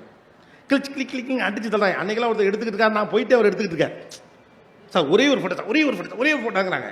ஆனால் நிற்க வச்சு கிளிக் எல்லாத்தையும் அடிச்சு என்ன எக்ஸ்ரேவாக எடுக்கிறாங்க. நன்றி தம்பி அப்படின்னு நான் போயிட்டேன். அவர் எடுத்துக்கிட்டே இருக்காப்ல, நான் இருக்கேன்னு நினச்சி ஏதோ ஒன்று அவன் புறமண்டையாவது தெரியட்டும் அப்படின்ட்டு இப்படியெல்லாம் எடுக்கிறாங்களே. எதுக்குன்னு? கோபிநாத்தின் மூக்கு என்னதுக்கு? எய்ம்லெஸ். கிடைச்சா போதும். பெர்ஃபெக்ஷனை பற்றி கவலையே கிடையாது. இப்போ ஏன்னா there are choices. என்னால் 10ல் ஒன்றை சிறந்ததாக தேட முடியும். அப்போ ஜப்பான் என்ன பண்ண ஆரம்பித்தாங்க அப்படின்னு கேட்டால் ரிவர்ஸ் ரோல் எடுத்தாங்க. இன்னமும் ஃபிலிம் கேமராவை பயன்படுத்தி ஃபோட்டோ எடுக்கிற பழக்கத்தை அவர்கள் பத்திரமாக வைத்திருக்கிறார்கள். வேகமாக ஓடுகிற போது ஸ்லோவாக பேலன்ஸ் பண்ணுங்க அப்படின்ட்டு. இன்னமும் கிராமஃபோன் கரெக்டாக எடுத்து அந்த நூலில் வைக்கணும். அடி கியான்னு கத்துது, கரெக்டாக தூக்கி இங்கே வைக்கணும். இப்போ ஒரு பிளேலிஸ்ட்டு 1000 பாட்டு இருக்குது, எந்த பாட்டுமே நல்லா இல்லை. ஏன்னா எது நல்லா இருக்குன்னு நமக்கு தெரியல, எது பிடிச்சிருக்குன்னு கொடுப்பதை சுவீகரிக்கும் இடத்துல இருக்கிறோம். Consumer is the most toxic thing. அது எதை பற்றியுமே யோசிக்காது. அதை எடுத்துக்கணும் நினைக்கிறேன். நம்ம அந்த இடத்துல வந்து மாட்டியிருக்கோம். இந்த ஜெனரேஷனுக்கு நீங்கள் கொடுக்க வேண்டிய புதிய இலக்கணம் தேர்வு செய் என்பது தான். சுவீகரி என்பதல்ல. சுவீகரிக்கிற இடத்துல இருக்கும் எதுவுமே கவனிக்க மாட்டாங்க, அதை அனுபவிக்கணும் மட்டும் தான் நினைப்பாங்க. நம்ம அந்த இடத்துக்கு வந்து உட்காந்துருக்கோம், எல்லாத்தையும் சுவீகரிக்கணும். இன்ஃபர்மேஷன் கிடக்குது, பிள்ளைங்கள்லாம் அறிவாளியாக்கு, பூரா எல்லாத்தையும் கற்றுக்க சொல்லு. குமான் கற்றுக்கிட்டோம், கராத்தே கற்றுக்கிட்டோம், குங்ஃபு கற்றுக்கிட்டோம். டேய், சிந்தாம சோறு திங்க கற்றுக்குங்கடா, இல்லையா? சிந்தாம சோறு திங்க கற்றுங்க. முதல்ல அதை கற்றுக்க, அதை விட்டுறாங்க. கழுவுனமா கழுவையான்னு தெரியாமல் இருந்துச்சு வந்துடுறாங்க. நம்ம எல்லாரும் எதுக்கு அனுப்பிட்டு இருக்கோம்? வேகமாக அதை போய் படிச்சிரு, இதை போய் படிச்சிரு, இன்ஃபர்மேஷன் அவைலபிளாக, இன்ஃபர்மேஷன் அவைலபிள், நோ யூஸ். நிறைய விஷயங்களை தெரிந்து வைத்திருப்பது அறிவில்லை. ஸ்லோ டவுன் பண்ண பிள்ளைகளுக்கு பழக்கம். முதல்ல அதுக்கு நம்ம ஸ்லோ டவுன் பண்ணுவோம். எங்கே ஓடிட்டு இருக்கோம் நமக்கு தெரியும். அப்போ புதிய யுகத்திற்கான புதிய இலக்கணம் என்பது ஸ்லோ டவுன், ரிவர்ஸ் ரோல். ரெண்டு இப்போ ரொம்ப முக்கியம். கியரை கரெக்டாக போடுங்க. வேகமாக தான் போனால் ஜெயிக்கலாங்கிறது பழசு. வாய்ப்புகள் குறைவாக இருந்த காலகட்டத்தில் ஓடி போய் ஃபஸ்ட் எடுக்கிறவனுக்கு தான். இப்போ தான் கொட்டி கிடக்க. எதை எடுக்கணும்னு கண்டுபிடிக்கணும். எதையாவது எடுப்பது அறிவல்ல, எதை எடுப்பது என்று தெளிவதுதான் அறிவு. எதை எடுப்பது என்று தெளிவதுதான் அறிவு. ஒன்னே ஒன்று இருந்துச்சு, 100 பேர் அதுக்கு ஓடிக்கிட்டு இருந்த காலகட்டத்தில் வேகமாக வர்றவங்க புத்திசாலி. 100 விஷயம் இருக்கு, 10 பேர் தான் உட்கார்ந்துருக்கிறோம். அதில் சரியானது தேர்வு செய்யறோம்னா இப்போ புத்திசாலி. புத்திசாலிக்கான அடையாளம் மாறிவிட்டது என்பது நீங்கள் உணராத வரைக்கும் பிள்ளைகளை எந்த வழியில் நடத்துவது என்பது உங்களுக்கு புரியாமல் போகும். ஒத்த வார்த்தையில் கருவிகளை பயன்படுத்தாது என்று சொல்லிட்டு போயிட்டே இருக்கீங்க. No, it is not at all possible. கருவிகள் இல்லாமல் நடக்க போவதே கிடையாது. அது எல்லாத்தையும் செய்யும். எல்லாத்தையும் இப்படி தான் பண்ணிட்டு இருக்கு. வீட்டுக்கு நடுவில் ஏதாவது ஒரு எலக்ட்ரானிக் டிவைஸை வச்சுருக்காங்க. தலைக்கு மேலே கிளாக் இருக்குது. நீங்கள் இந்த பிள்ளைகிட்ட அப்படி உட்காந்துருக்குன்னு வச்சுங்களேன். உள்ளே போயிட்டு தம்பி மணி என்னன்னு கேளுங்க. Alexa what is the time now அப்படின்னு அதுட்டு தான் கேட்குறேன். அது கரெக்டாக சொல்லு. ஏன்ப்பா தலைக்கு மேலே தான் நான் எதுக்குடா நிமிந்து அதை பார்த்து டயத்தை வேஸ்ட் பண்ணாமல் என்ன பண்ண போகிறீங்க? சும்மா தான் இருப்போம். அப்புறம் என்ன பார்த்து சொன்னேன்னா அது பழக்கம் இல்லை. அப்போ மனிதனுடைய எம்பத்தி இஸ் த பிகஸ்ட் ப்ராப்ளம். இது அவர்களுடைய குறை என்று நான் சொல்லவில்லை. மாறி இருக்கக்கூடிய வாழ்க்கை முறைக்கு ஏற்றார் போன்ற அறிவுரைகளை நீங்கள் அவர்கள் சொல்லணும். உங்கள் அப்பா உங்களுக்கு சொன்ன அறிவுரையை உங்கள் பிள்ளைக்கு சொல்லலாம் ஒரு புண்ணியமும் இல்லை. நீங்கள் வாழ்ந்த வாழ்க்கைக்கும் அவர்கள் வாழ்க்கைக்கும் சம்பந்தமே இல்லை. அதனால தான் அடுத்த முக்கியமான விஷயம் wanted to tell you, don't compare your kids with other kids. அது கூட இப்போ குறைஞ்சிருச்சு. உங்கள் குழந்தைகளுடன் இன்னொரு குழந்தையை ஒப்பிடாதீர்கள்னு சொல்லுவாங்கள்ல, அது குறைஞ்சிருச்சு. இப்போ பிரச்சனை, உங்கள் குழந்தைகளை நீங்கள் சிறுவர்களாக இருந்த குழந்தையோடு ஒப்பிடாதீர்கள். அதான் பெரிய பிரச்சனையே. நான்லாம் 8 வயசு இருந்தப்ப நீ என்ன பண்ணேன்னு எனக்கு தெரியும். நான்லாம் 10 வயசு இருந்தப்ப அதன் வழியாக நம்ம பிள்ளைகளை சிறுமப்படுத்த முயற்சிக்கிறோம். நான் ஒழுக்கமானவனாக இருந்தேன், நான் சரியான நபராக இருந்தேன், நான் சொல் பேச்சு கேட்கும் பிள்ளையாக இருந்தேன், நான் அறிவாளியாக இருந்தேன், நீ மூடனாக இருக்கிறாய். சொல் பேச்சு இதுதான். அதுக்கு தான் அந்த கம்பேரிசன் பண்ணுறோம். நான் பெரியாளா நீ பெரியாளா, நீங்கள் பெற்றதுக்கிட்டே போட்டி போட்டிங்கன்னா அவன் ஒத்த கேள்வியில் கேட்டுட்டு போயிடும். அவன் 4 கேள்வி கேட்டால் அவ்வளோதான், நாக்க பிடிங்க வேண்டியதான். எம்ஏ ஃபர்ஸ்ட் கிளாஸ் வச்சுக்கிட்டு இப்போ என்ன பண்ண போறீங்க? அவன் படக்குன்னு ஒரு கேள்வி கேட்பான், ஒரு கேள்விக்கு உங்கள்கிட்ட பதிலே தெரியாது இல்லையா? இப்போ வெலாசிட்டி ஆஃப் திஸ் ஒன் சொன்னால் சரி ஓகே தேங்க்யூ நன்றி வணக்கம் அப்படி முடிச்சுட்டு போயிட வேண்டியதான். அப்போ உங்கள் பிள்ளைகளை உங்களுடைய பால்யத்தோடு ஒப்பிடுவது தான் இருப்பதிலே பெரிய ஆபத்து என்று சொல்லுகிறார்கள். அது உங்களுக்கு உங்கள் பிள்ளைகளுக்கு ஏன் இதை நான் ஒப்பிடுறோம் அப்படின்னு சொன்னால், நான் சிறந்தவன் என்று நிரூபிக்க பார்க்கிறோம். பிள்ளைகளிடம் நீங்கள் சிறந்தவன் என்றெல்லாம் நிரூபிக்க முடியாது. நீங்கள் சிறந்தவராக சிறு வயதில் இருந்தது எனக்கு கணக்கே கிடையாது. நான் பிறந்த பிறகு நீங்கள் எப்படி இருக்கிறீர்கள் என்பது மட்டும்தான் எனக்கு கணக்கு. வாழ்ந்து தான் காட்ட முடியும், நிரூபிக்கலாம் முடியாது. நான் 7ஆம் கிளாஸ் படிக்கல, எங்கள் டீச்சர் பார்த்தா என்னை ரொம்ப விரும்புவாங்க, நான் ப்ளூ கிளாஸ் சொல்ல, நான் ப்ளூ குரூப்போட லீடராக இருந்தேன், நான் பேஸ்கெட் பால் பிளேயர், நான் டென்னிஸ் பிளேயர். ப்ரூஃபு 10ஆம் கிளாஸ் சர்டிஃபிகேட் எரிஞ்சு போச்சு, 12th சர்டிஃபிகேட் காணா போச்சு. 650 மார்க் எடுத்து பாஸு பார்டரில் சொல்கிறலாம் 1100 சொச்சம் எடுத்தேன். அது பிடிக்காம தான் ப்ளூ கலர் கையிலே கட்டி வீட்டில் அலைஞ்சிக்கிட்டு இருக்கேன். Don't compare your kids with your own days. அப்படி நீங்கள் பண்ண பிள்ளைங்களுக்கு உங்கள் மேலே ஒரு எதிர்வினை ஆற்றும் எண்ணம் தான் வரும். நான் என் தந்தையை விட சிறந்தவனா இல்லையா என்கிற ஒரு சிக்கல் வரும். பிள்ளைகளுக்கு அறிவு போதிப்பதோடு எம்பத்தியை போதிங்க, அவன் தான் அடுத்து ஜெயிப்பான் அப்படிங்களாம். சமீப காலமாக ஆர்டிஃபிஷியல் இன்டெலிஜென்ட் அந்த சம்மந்தப்பட்ட சிலரோடு பேசுவதற்கும் பேட்டி எடுப்பதற்குமான வாய்ப்பு கிடைத்த போது அவர்கள் சொன்னது ஒன்று தான், எதையெல்லாம் ஆர்டிஃபிஷியல் இன்டெலிஜென்ஸ் ஃபியூச்சரில் செய்யாதோ அது எல்லாத்தையும் மனுஷன் செய்யணும், அவன் தான் வளருவான். யாரிடம் மொழி வளம் இருக்கிறதோ, யாரிடம் பெர்செப்ஷன் இருக்கிறதோ, யாரிடம் இன்டெலிஜென்ஸ் இருக்கிறதோ, யாரிடம் இன்டர்பிரிட்டேஷன் இருக்கிறதோ, யார் அறிவை சரியாக பயன்படுத்துகிறார்களோ, there is something called well directed intelligence. சரியான திசையில் செலுத்தப்படும் அறிவு. அடுத்த பாயிண்ட் அதுதான், சரியான திசையில் செலுத்தப்படும் அறிவு. அதென்ன சரியான திசையில் செலுத்தப்படும் அறிவு? அறிவு இருக்கிறவெல்லாம் ஜெயிச்சிருக்கணும்ல, ஏன் எல்லாரும் ஜெயிக்கல? சோதிச்சு பாருங்க. அறிவு இருக்கிறவெல்லாம் ஜெயிச்சிருக்கணும்ல, ஏன் எல்லாரும் ஜெயிக்கல? சிலர் ஜெயிக்கிறான். தெரிந்தோ தெரியாமலோ அவர்கள் தங்களுடைய அறிவை சரியான திசையில் செலுத்திருக்கிறாங்க.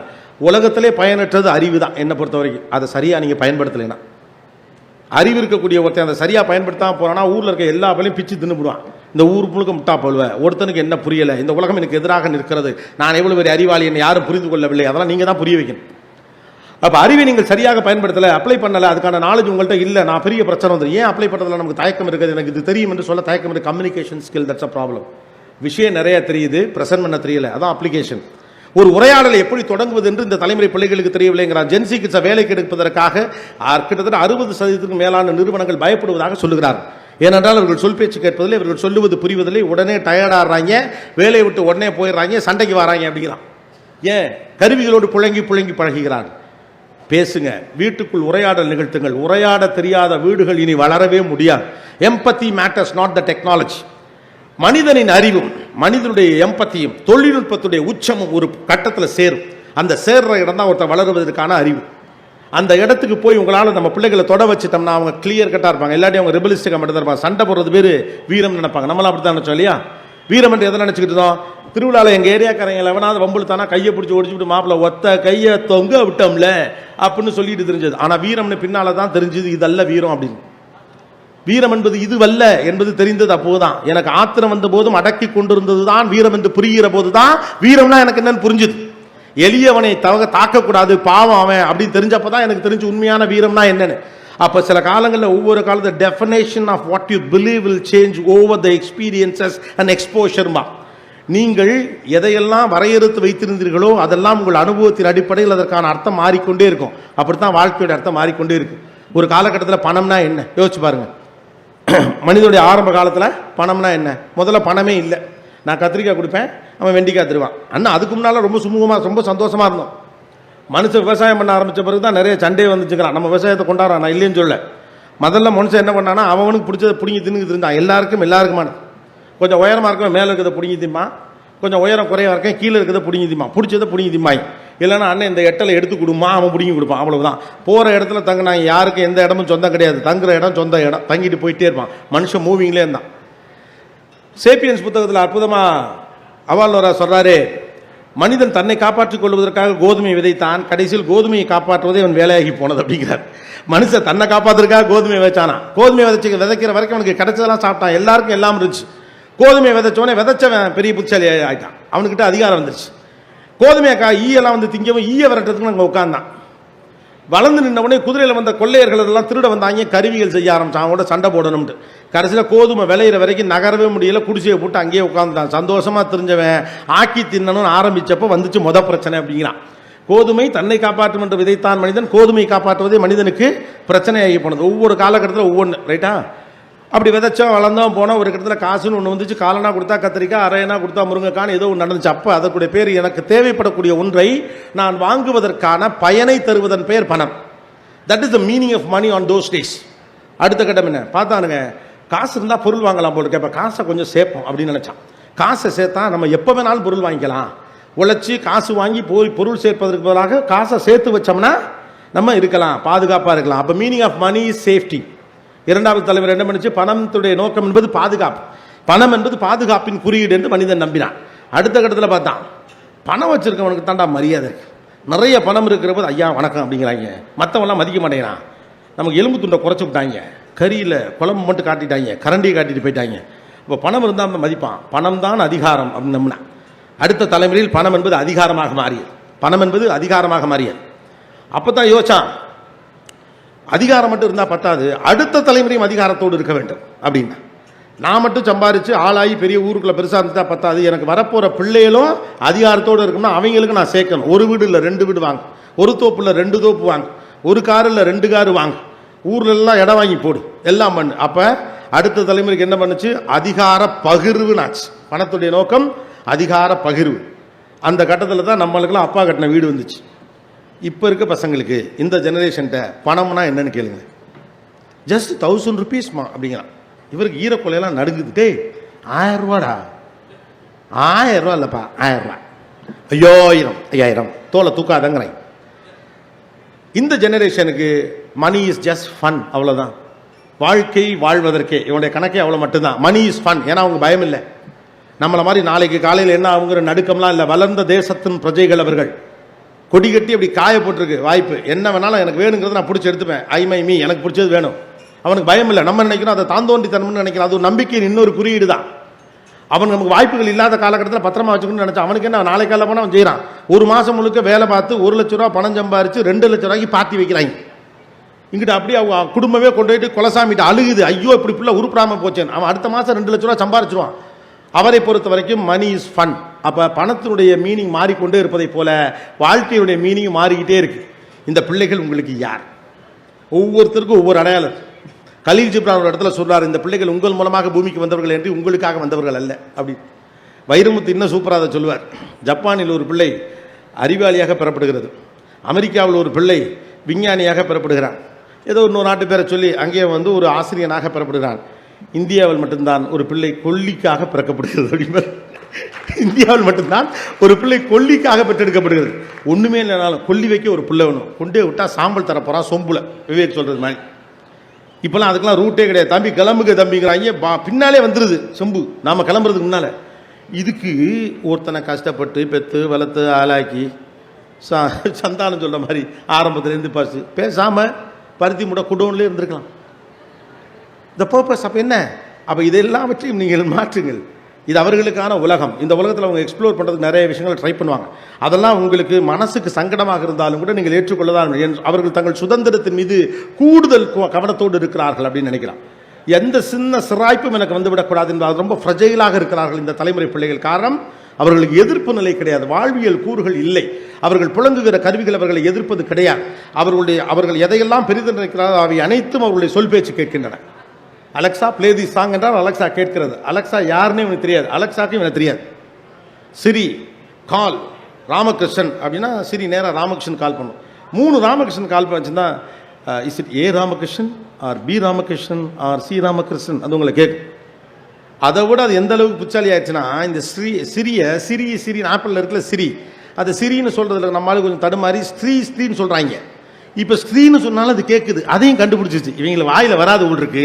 அன்னைக்கு ஒருத்தர் ஸ்ரீ காலுங்கிறாரு, என்னங்க ஸ்ரீன்னு சொல்கிறான் கேட்குதுன்னு பார்த்தா, இல்லையா அது பேர் சிரியா, நான் ஸ்ரீன்னு தான் அப்போலேருந்தே கூப்பிட்றேன் அப்படிங்கிறாப்புல. அவர் அது பேரே ஸ்ரீனே நினச்சிக்கிட்டே இருந்திருக்காப்புல. என் பொண்டாட்டி பேரும் அது பேரும் ஒன்றுன்னு ரொம்ப சந்தோஷமா இருந்தேனே, அது பேர் ஸ்ரீ இல்லையா சிரியா அப்படிங்கிறார்.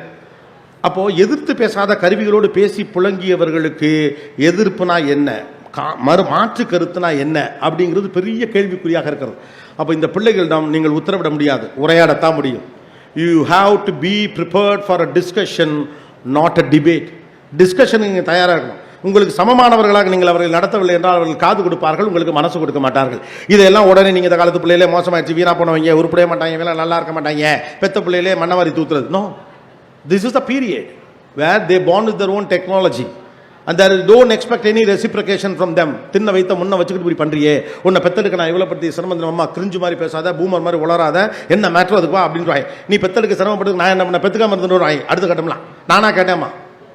அப்போ முன்னாலாம் இது மாதிரி அம்மா சொன்னால் உடனே சரிம்மா இட்லிக்கு முட்டில் மலாப்படியே வைமா, தின்னு தொலைறேன்னு தின்றுவாங்க. முன்னாலாம் அம்மாக்கெல்லாம் சட்னி செய்யலைன்னா கூட அதுக்கு இந்த டைலாக் சொல்லுவாங்க, உன்னை பெத்தெடுக்க எவ்வளோ சிரமப்பட்டு தெரியுமா, ஏமா 2 இட்லிக்கெல்லாமா பெத்தெடுக்கிற மேட்டர் எடுக்கிறது. அப்போ conversations with emotions one walk, conversations with sensibility walks. பிள்ளைகளை உரையாட இழுங்க, அதுக்கான வாய்ப்புகளை உருவாக்குங்க. ஒரு ஃப்ரெண்ட்லியான ஒரு நெருக்கமான நபராக நீங்கள் மாறலைன்னா பிள்ளைகளுக்கு எம்பத்தி கிடைக்காது. அவர்கள் மனிதர்களிடம் அதை எதிர்பார்ப்பாங்க. தான் ஃப்ரெண்ட்ஸ் ஆஃப் கன்வீனியன்ஸ் வந்துட்டான். உங்கள் தலைமுறையிலலாம் பிள்ளை நம்ம குரூப்பில் ஒரு கேரக்டர் இருந்துகிட்டே இருப்பான், அவன் டெவில் சர்டிஃபிகேட்னு அவனை சொல்லுவாங்க. நாம் தவறு செய்கிறோன்னா அவன் ஒருத்தர் சண்டை போட்டுக்கிட்டே இருப்பான், மாப்பிள்ளை இது தப்பு, மாப்பிள்ளை செய்யக்கூடாது, மாப்பிள்ளை 1000 இருந்தாலும் வாத்தியார் சைக்கிள்லேருந்து கொஞ்சம் பாடம் சொல்லி கொடுக்குறவர் அறிவில் ஆடா அப்படிமா. அதை மீறி அவனுக்கு தெரியாமல் ஒரு நாள் நம்ம சைக்கிள்லேருந்து காற்ற பிடிக்கிறோம், அவன் அதுக்கப்புறம் திட்டுவான், விடும் மாப்பிள்ளை மன்னிப்பு கேட்பாங்க. ஆனால் அவனை குரூப்பை விட்டு தூக்கவே மாட்டாங்க, அவனை விட்டுட்டு போயிட மாட்டாங்க எங்கேயுமே. இப்போல்லாம் கவனிச்சு பாருங்க, ஐடியாவுக்கு அகைன்ஸ்டாக ஒரு வாட்ஸ்அப் குரூப்பில் ஒருத்தர் தான் அவனை காலி பண்ணி போகிறாங்க. அவனை மட்டும் ஒத்தையா விட்டுவிட்டு 7 பேர் தனி குரூப்புக்கு வந்துடுறாங்க. 10 பேரால் எல்லாரும் சேர்ந்து தொடங்குறாங்க. 3 ஓப்படியா, 2 நாத்துனா, அப்புறம் அத்தை எல்லாம் சேர்ந்து கேர்ள்ஸ் குரூப் அப்படின்னு ஒன்று ஆரம்பித்த 4ஆவது நாள் 2 குரூப்பாக மாறும். நாத்தனார்லாம் ஒரு பக்கம், ஓப்படியாலாம் ஒரு பக்கம். ஓ நாத்தனார் தேவலடி, ஏன் நாத்தனார் வீணா போனவோ அப்படின்னு இங்கிட்ட இங்கிட்ட நாத்தனார்ஸ் ஓப்படியாஸ் அப்படின்னு ஒன்று வரும். இதில் 2 மாமியார் சேர இருக்குது. 10ஆவது நாள் 3 குரூப்பாகும். 2 நாத்தனார் தனி ஒரு குரூப்பு, அந்த 2 நாத்தனார் இந்த சிஸ்டர்ஸ், அப்புறம் இந்த ஓப்படியாஸில் 2 இருக்கும். இப்படி பண்ணி கடைசியில் பார்த்தா 20ஆவது நாள் 10 பேரோட ஆரம்பித்த வாட்ஸ்அப் குரூப்பு 7 இருக்கும். இதில் 7 குரூப்லேயும் ஒரே ஒரு கேரக்டர் மட்டும் 7லையும் இருக்கும். அதான் ஸ்பெஷல். அதுதான் அந்த கலகத்துக்கெல்லாம் காரணம். மனிதர்களோடு இணங்கி இருக்க முடியவில்லை. இந்த பிரச்சனை ஆரம்பித்து முன்னாலே ஆரம்பிச்சிருச்சு. மனிதர்களோடு இணங்கி இருப்பது. யாரெல்லாம் என்னுடைய கருத்துகளுக்கோ என்னுடைய சிந்தனைகளுக்கோ உடன்படுகிறார்களோ அவர்களோடு மட்டும்தான் நான் இருப்பேன் என்ற இடத்துக்கு நம்ம வந்துட்டோம். அதனால உறவெல்லாம் தொந்தரவுன்னு நினைக்கிறோம். நீ வா, உதவி செய், மொய்யெழுது, கல்யாணத்துக்கு வா, கருத்து கேட்காதங்கிறோம். உறவுக்கெல்லாம் உரிமையே கிடையாது. Revive these things. Human values are much more important than technology today. Without empathy, nothing is going to serve you in the future. அப்படிங்கிறப்ப மனித உறவுகள் சம்பந்தப்பட்ட விஷயங்களை காட்டுங்க. ஒரு நாள் ஸ்கூலுக்கு லீவு போட்டு கல்யாணத்துக்கு கூட்டு போங்க, தப்பே கிடையாது, ஒன்றும் மோசம் இல்லை. இந்த எல்லா நாளும் வந்ததுக்காக ஒரே ஒரு நாள் கடைசியில் சர்டிஃபிகேட் கொடுப்பாங்கல்ல, அதை தீய வைக்க அது வேண்டாம். என்ன உங்கள் ஊர்லேயும் கொடுக்குறீங்களா டீச்சரா? நான் பள்ளிக்கூடத்துக்கு போகிறப்ப அந்த சர்டிஃபிகேட் மட்டும் கொடுக்கவே மாட்டேன். ஏன்? கிளவி சாவலையா? அவனுக்கு முடியாமல் போகலையா? நல்லது கெட்டது நடக்கலையா? அக்காவுக்கு நிச்சயதார்த்தம் பண்ணலையா? ஊர்லேருந்து மாமா பையன் வந்ததுக்காக மாடியிலேருந்து பார்க்கறதுக்காக ஒரு லீவு போடாத ஒரு வாழ்க்கையா? வாழ்வினுடைய அற்புதமான தருணங்கள்லாம் இழந்துட்டு fantasy is more important than your facts. Fantasy தான் அழகு. மயிலிறகு முளைக்கும் நம்புற வரைக்கும் மனுஷன் சந்தோஷமா இருந்தான். மயிலிறகு முளைக்கும் நினைக்கிற வரைக்கும். வட்டம் எது சதுரம் எதுங்கிறது தான் வாழ்க்கை என்ற தீர்மானத்திற்கு நீங்கள் வந்த பிறகு வாழ்க்கை எது என்று தெரியாமல் தெருவாய் திரிகிறது இந்த உலகம். ஆஸ்பத்திரியில் போய் என் மகளை கூட்டிகிட்டு போயிருக்கேன், பல்லு வலின்னு. அங்கே ஒரு போய் சொங்கி கிடக்கிறான். அவன் கழுத்தை அவங்க அம்மா மேலே தூக்கி, ராகுல் tell me, is it a circle or a square அப்படிங்குது. மேலே ஒரு வட்ட வடிவிலான ஒரு விளக்கு இருக்கு. அப்போ கூட அந்த அம்மா இது சர்க்கிளா இல்லை சதுரமா வட்டமானு சொல்லுங்க. அவனுக்கு தெம்பே இல்லை. அவனே தோலை தொங்க போட்டு கிடக்கிறான். அவன் என்ன என்னவானு தோணுச்சு. அது சர்க்கிள் நம்ம ஸ்கொயருன்ட்டான். அங்கேயே திட்டாங்க. How many times have I told you circle will be like this is circle. இப்போ இந்த ஒரு மார்க் அவன் எடுத்து என்ன பண்ண போகிறான்? நான் கடவுளே அவன் பெயிலா போகணும்னு வேண்டிட்டு இருந்தேன். அப்போ தான் அவங்களுக்கு புரியும் இப்படி கொடுமைப்படுத்தக்கூடாது. Facts is immaterial, fantasy matters. Fantasy matters. வாழ்க்கையில் அற்புதமான தருணங்களை தருவது அறிவல்ல, திட்டமல்ல, புத்திசாலித்தனம் அல்ல. இவ்வளவு செய்த எவ்வளவோ அப்பா செஞ்சுட்டு போனார். ஆனால் அப்பா மீசையை லேசாக துருக்கி நீங்கள் தூரத்தில் வர்றப்ப லேசாக சிரிப்பார்ல, அது மட்டும் கண்ணு.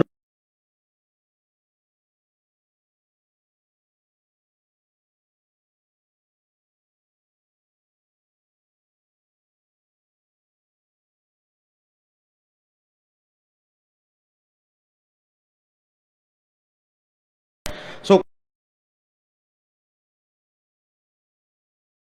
சில விஷயங்களை ஷேர் பண்ணிடுறேன். 4 முக்கியமான விஷயங்கள் புதிய உலகத்துடைய நவீன இலக்கணங்களில் நான் நம்பக்கூடிய 4 விஷயம். Don't plan too much, life has its own plans. வாழ்க்கையில் ரொம்ப அதிகமாக திட்டமிடாதீங்க. நம்ம ஆளுகளுக்கு ஒரு பெரிய பிரச்சனை, பக்காவாக திட்டம். அப்படி ஒரு பிரிண்ட் அவுட் கடவுள்கிட்டே இல்லை.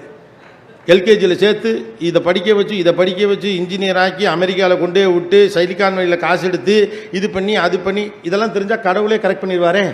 அப்படி ஒரு ப்ளூ பிரிண்ட் நம்மகிட்டே இல்லை. நீங்கள் எப்பொழுது அதிகமாக திட்டமிடுகிறீர்களோ வாழ்க்கை உங்கள் கண்முன்னால் வைத்திருக்கிற வாய்ப்புகளை கவனிக்காமல் போவீர்கள். லைஃப்பில் பல அற்புதமான தருணங்கள் திட்டமிட்ட போது நடந்தது கிடையாது. நீங்கள் திட்டமிடாமல் இருந்தது தான் அற்புதமான தருணங்களை உங்களுக்கு தந்தது. கல்யாணத்தில் மேடையில் ஏறி போஸ்ட் கொடுப்பீங்களே, சில பேர்லாம் சாவு வீட்டில் இருக்க மாதிரி நிற்பாங்க. ஆனால் கேண்டீனில் அந்த பொண்ணு அப்படி கேஷுவலாக அங்கிட்டு சிரித்தது, அந்த பையனை ரகசியமாக பார்த்தது, இவன் அந்த பொண்ணுக்கிட்ட கிட்ட போய் பேச போனது, எங்கேயோ பின்பக்க கண்ணாடியில் பார்த்து இப்படி தலையை சொரிஞ்சதுன்னு கேண்டீனில் டக்குன்னு அடிச்சிருப்பாங்க. அதுதான் அந்த ஆல்பம் முழுக்க அழகாக. வாழ்வின் அற்புதமான பல தருணங்கள் நீங்கள் திட்டமிட்டு நடந்ததல்ல, திட்டமிடாமல் நடந்தது தான். நாளை காலை பிள்ளை வருகிறான் என்பதற்காக நீங்கள் போய் ரயில்வே ஸ்டேஷன்லேயோ ஏர்போர்ட்லேயோ நிற்கிறப்ப அந்த பிள்ளை முகத்தை பார்த்தோன்னே கிடைக்கிற மகிழ்ச்சியை விட நீங்கள் எதிர்பாராமல் வீட்டில் கைதியை கட்டி நிற்கிறப்ப பின்னாலேருந்து கண் பொத்தி அப்படி கட்டி பிடிக்கிற அமெரிக்காவிலும் வந்திருக்கிற பிள்ளை தர்ற இமோஷன் இருக்குல்ல, அதான் இமோஷனே. லைஃப்பை ரொம்ப திட்டமிடாதீங்க. வாழ்க்கையை விட நீங்கள் ஒன்றும் அறிவாளெலாம் கிடையாது. வாழ்க்கை திட்டமிடப்படிலாம் நடந்துரும்னா உலகத்தில் எல்லா பேரும் புச்சாலி ஏறுவானே. நீங்கள் தேவையில்லாமல் அதீதமாக திட்டமிட்டு இதை நான் சொல்கிறேன்னா காலம் வேகமாக மாறுது. முன்னால் மாற்றத்திற்கான இடைவெளி அதிகமாக இருந்துச்சு இல்லையா? அம்பாசிடர் கார்லேருந்து மாருதி கார் வர்ற வரைக்கும் அவ்வளோ காலாச்சு. மாருதி கார்லேருந்து அடுத்த கார் வர வரைக்கும் அவ்வளோ பெருசாச்சு. மாருதி கார் வந்தப்போ வாங்க போனவங்களோட வேடிக்கை பார்க்க போனவன் தான் கூட. என்னடா சோப்பு டப்பா மாதிரி ஒரு கார். எங்கள் பாட்டிலாம் அது சாகிற வரைக்கும் பார்த்த எல்லா காரையுமே அம்பாசிடர் தான் சொன்னிச்சு. அதெல்லாம் ஒத்துக்கவே முடியல. எல்லாமே அம்பாசிடர் கார் தான். காரனாவே அது அம்பாசிடர் அவங்க நம்பினாங்க. ஆனால் இன்றைக்கி அப்படி இருக்கா? ஒரு ஃபோனை வாங்கிட்டு வெளியில் வந்து மாப்பிள்ளை இந்த ஃபோனை வாங்கிட்டேன், அட ஏன்டா இதை வாங்கினேன், நாளைக்கு வேறு மாடல் வருதுங்கிறான். இது பழசுங்கிறாங்க. அதை விட வைத்திருச்சா 1,50,000 ரூபாய்க்கு வாங்கின போனால் மறுநாள் 60,000 அவனே சொல்கிறான். அவனே பேப்பரில் விளம்பரம் போட்டுறான். அப்போ மாற்றம் வேகமாக நடந்து கொண்டிருக்கிறது. வாய்ப்புகள் எப்படியெல்லாம் வரும் நமக்கு தெரியாது. காலம் எப்படியெல்லாம் மாறும் தெரியாது. முந்தானத்து வரைக்கும் நம்ம நம்பிக்கிட்டு இருந்த மேஜிக்கு இன்றைக்கி மாறிடுது. ஏன்னு பெருசாக சொன்னாங்க. மஹிந்திராவோட சிஇஓட உட்காந்து முந்தானத்து ஒரு இன்டர்வியூ எடுக்கிறேன். அவர் சொல்கிற அவர்கிட்ட பேசுகிறப்ப டெஸ்லா அவங்க ஒரு ப்ராஜெக்ட் பண்ணிகிட்டு இருக்கிறான். அது ஏஐயும் ஈவியும் சேர்த்துட்டான். எலக்ட்ரிக் வெஹிக்கிளோட ஏஐ. இன்ஜின் இருக்காது, டிரைவர் இருக்க மாட்டான். காரில் ஏறி அத்தை வீட்டுக்கு போ அப்படின்னா எந்த அத்தை வீடு? காஞ்சனா அத்தை வீட்டுக்கு போ. அவங்களுக்கு உங்களுக்கு சண்டையாச்சே, இருந்தாலும் பரவாயில்ல போ, சண்டை போட தான் போகிறோம். எல்லாத்தையும் சொல்லிடும், கம்ப்ளீட்லி எல்லாத்தையும் அது சொல்லிடும். அது பழைய டேட்டாலேருந்து எடுக்கும். அத்தைக்கு உங்களுக்கு பிரச்சனையாச்சே இருக்கு தெரியும். அன்னைக்கு ஒரு 2 வார்த்தை பேசணும்னு நினச்சேன், அதை மறந்துட்டேன். இப்போ அதை பேசுறதுக்காக தான் போகிறேன். நேராக அத்தை வீட்டு வாசலில் வண்டி போய் நிற்கும். நான் இருக்கட்டா கிளம்பட்டா, செத்தரு அடிச்சாங்கன்னா தப்பிக்கணும், உடனே வந்துடுறேன். உள்ள ஓடி வரல, அங்கேருந்து திட்டுதுன்னு ஓப்பன் த டோர் அப்படின்னு பாஞ்சுனா மறுபடியும் வீட்டில் கொண்டே மாடியில் கொண்டே இறக்கிட்டு பயலுகள்லாம் மாடியில் நேராக பாராசூட்டில் குதிப்பாங்க. எவனுக்கு தெரியும்? அங்கே உட்காந்து எல்லுசாமின்னு ஒருத்தர் நம்மால் தான் அந்த டிசைன் பண்ணுறவர் ஒரு தமிழர். ஏஐயும் ஈவியையும் சேர்த்து டெஸ்லாக்கு கார் பண்ணுற நம்பால். E6 வருதுல இப்போ, அப்படி பார்த்தா அப்படி பந்தாவும் ஒரு காரு, அதை டிசைன் பண்ண ஒரு நாமக்கல் காரு, நம்பால் தமிழர்கள். ரைட்டா? அப்போ ஏஐ ஈவி டெக்னாலஜி வருது. அப்போ டெக்னாலஜி மாறிட்டே இருக்கு, உலகம் மாறிட்டே இருக்கு, நுவான்சஸ் மாறிட்டே இருக்கு, ஐடியா மாறிட்டே இருக்கு, மூட் ஸ்விங் மாறிட்டே இருக்கு, சைக்காலஜி மாறிட்டே இருக்கு, டேஸ்ட் மாறிட்டு இருக்கு, சினிமா மாறிட்டு இருக்கு, மீடியம்ஸ் மாறிட்டு இருக்கு. அப்போ இவ்வளோ மாற்றங்கள் வேகமாக நடக்கிற காலத்தில் அதுக்கான இடங்கள்லாம் கொடுக்காம நீங்கள் வாழ்க்கை அதீதமாக திட்டமிட்டீங்கன்னா லைஃப் ஒர்க் அவுட் ஆகாது. அதனால் அப்பாக்களுக்கு தான் இந்த வேண்டுகோள். லைஃப்னா ஒரு பிளான் இருக்கணும், ஒரு மண்ணு வேணாம், பேசிக் பிளான் போதும். நீங்கள் படித்த படிப்பை யோசிச்சுக்கிட்டே மெக்கானிக்கல் இன்ஜினியர் படிக்க வைக்கிறேன், சிவில் இன்ஜினியர் படிக்க வைக்கிறேன், இது படிக்க வைக்கிறேன், அது படிக்க வைக்கிறேன்ட்டு யோசிச்சுக்கிட்டு கொஞ்சம் சேர்ப்பீங்க. 15 வருஷம் கழிச்சு அது என்ன போகுதுன்னு எனக்கு தெரியாது. பயல்களுக்கு ரொம்ப சந்தோஷம், உங்களுக்கு 5 நிமிஷம் இருக்குடி கடைசியா வெயிட் பண்ணுங்க. பயல்கள்லாம் அண்ணன் நல்லா பேசுகிறாரு, நல்லா திட்டுறாரு, நமக்காக அண்ணன் தாண்டா பேசுகிறாரு அப்படி என்னை நம்பி கைத்தட்டிடாது.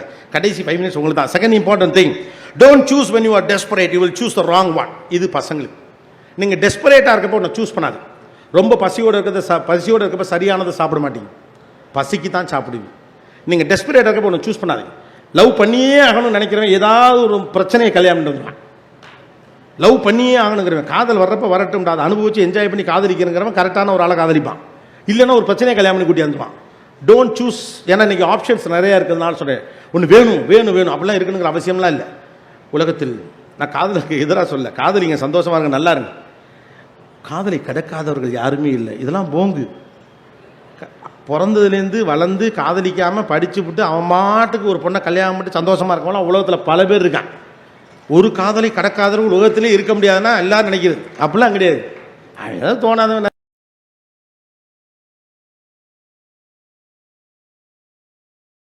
எனக்கு ஒரு பாய் ஃப்ரெண்டு இருந்தே ஆகணும், கை நடுங்குது, தேவையில்லை. சிங்கிளாகவே இருக்கலாம், தப்பு ஒன்றும் இல்லை. நீங்கள் காதலிக்க வேணாங்கிற சென்ஸில் சொல்ல, ரிலேஷன்ஷிப்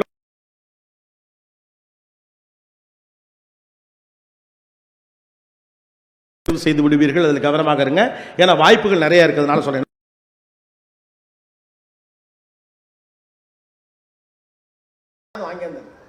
அவுட்டேட்டட் ஃபெயிலியர் மாடல், அவனை விட பெருசா வாங்கணுக்காக அப்படின்னு தான் தோணும்.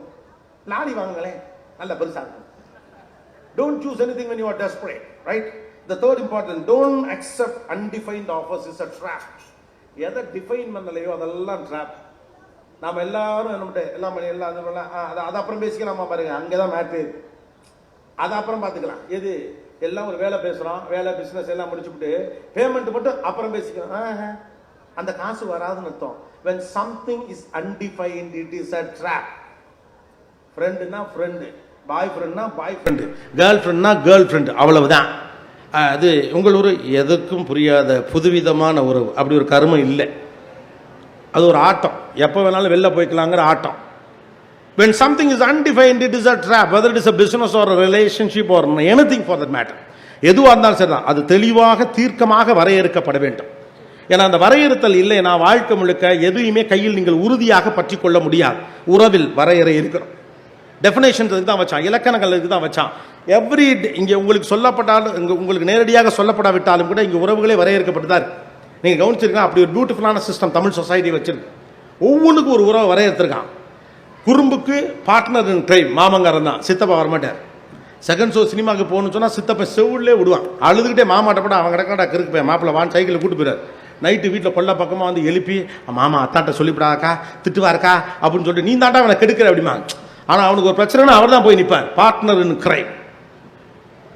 கையில் அப்பா வந்து எங்கள் அப்பா நான் ஒரு டூருக்கு போகிறேன்னு சொல்கிறேன், அதெல்லாம் இல்லை போகக்கூடாது, காசுமில்ல ஒன்றும் இல்லை, படிக்கிற ஒழுங்காக அப்பாருனா நேராக பெரியப்பா கிட்ட போயிடுவான்.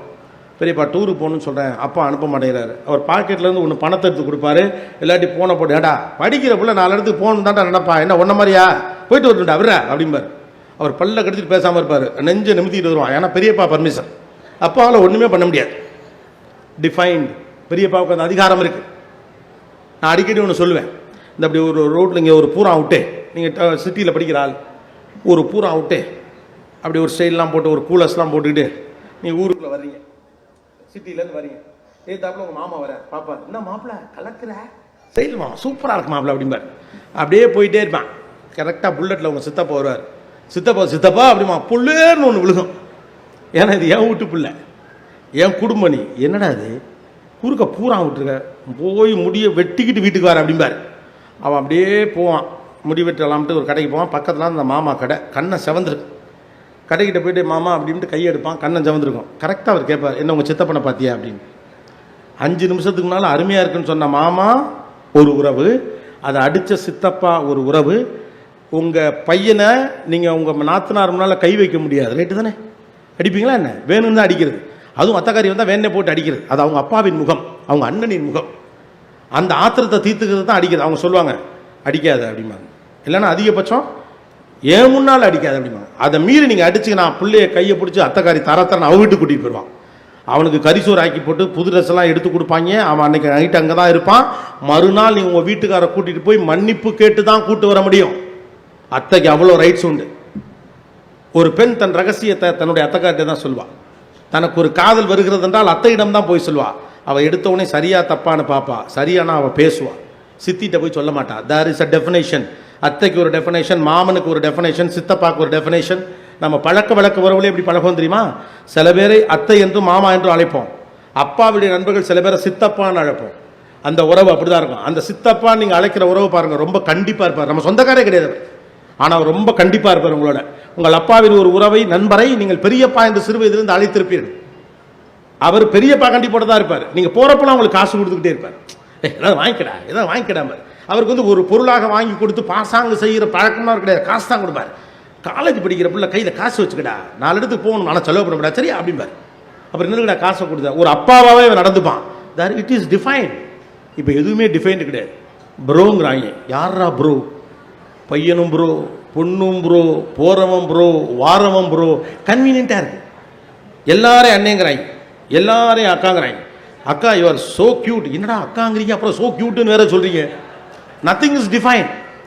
அப்போ சில உறவுகளின் பெயர்களை கூட வீட்டில் சொல்லுங்க. அத்தாச்சிங்கிற வார்த்தையெல்லாம் மழுங்கிடுச்சு, இல்லவே இல்லை. அத்தாச்சி என்பதெல்லாம் எவ்வளோ அற்புதமான வார்த்தை. அத்தாச்சி, அத்தாலாம் கிடையவே கிடையாது. அப்போ கொஞ்சம் பழமைக்கு திரும்புங்கள். அதுக்காண்டி பழசு விட்டுன்னு போயிடாதீங்க. காலையிலே எந்திரி, ஓகே, தாத்தா போட்டாக்கு மாலை போடுன்னு ஆரம்பிச்சு விட்டாதீங்க.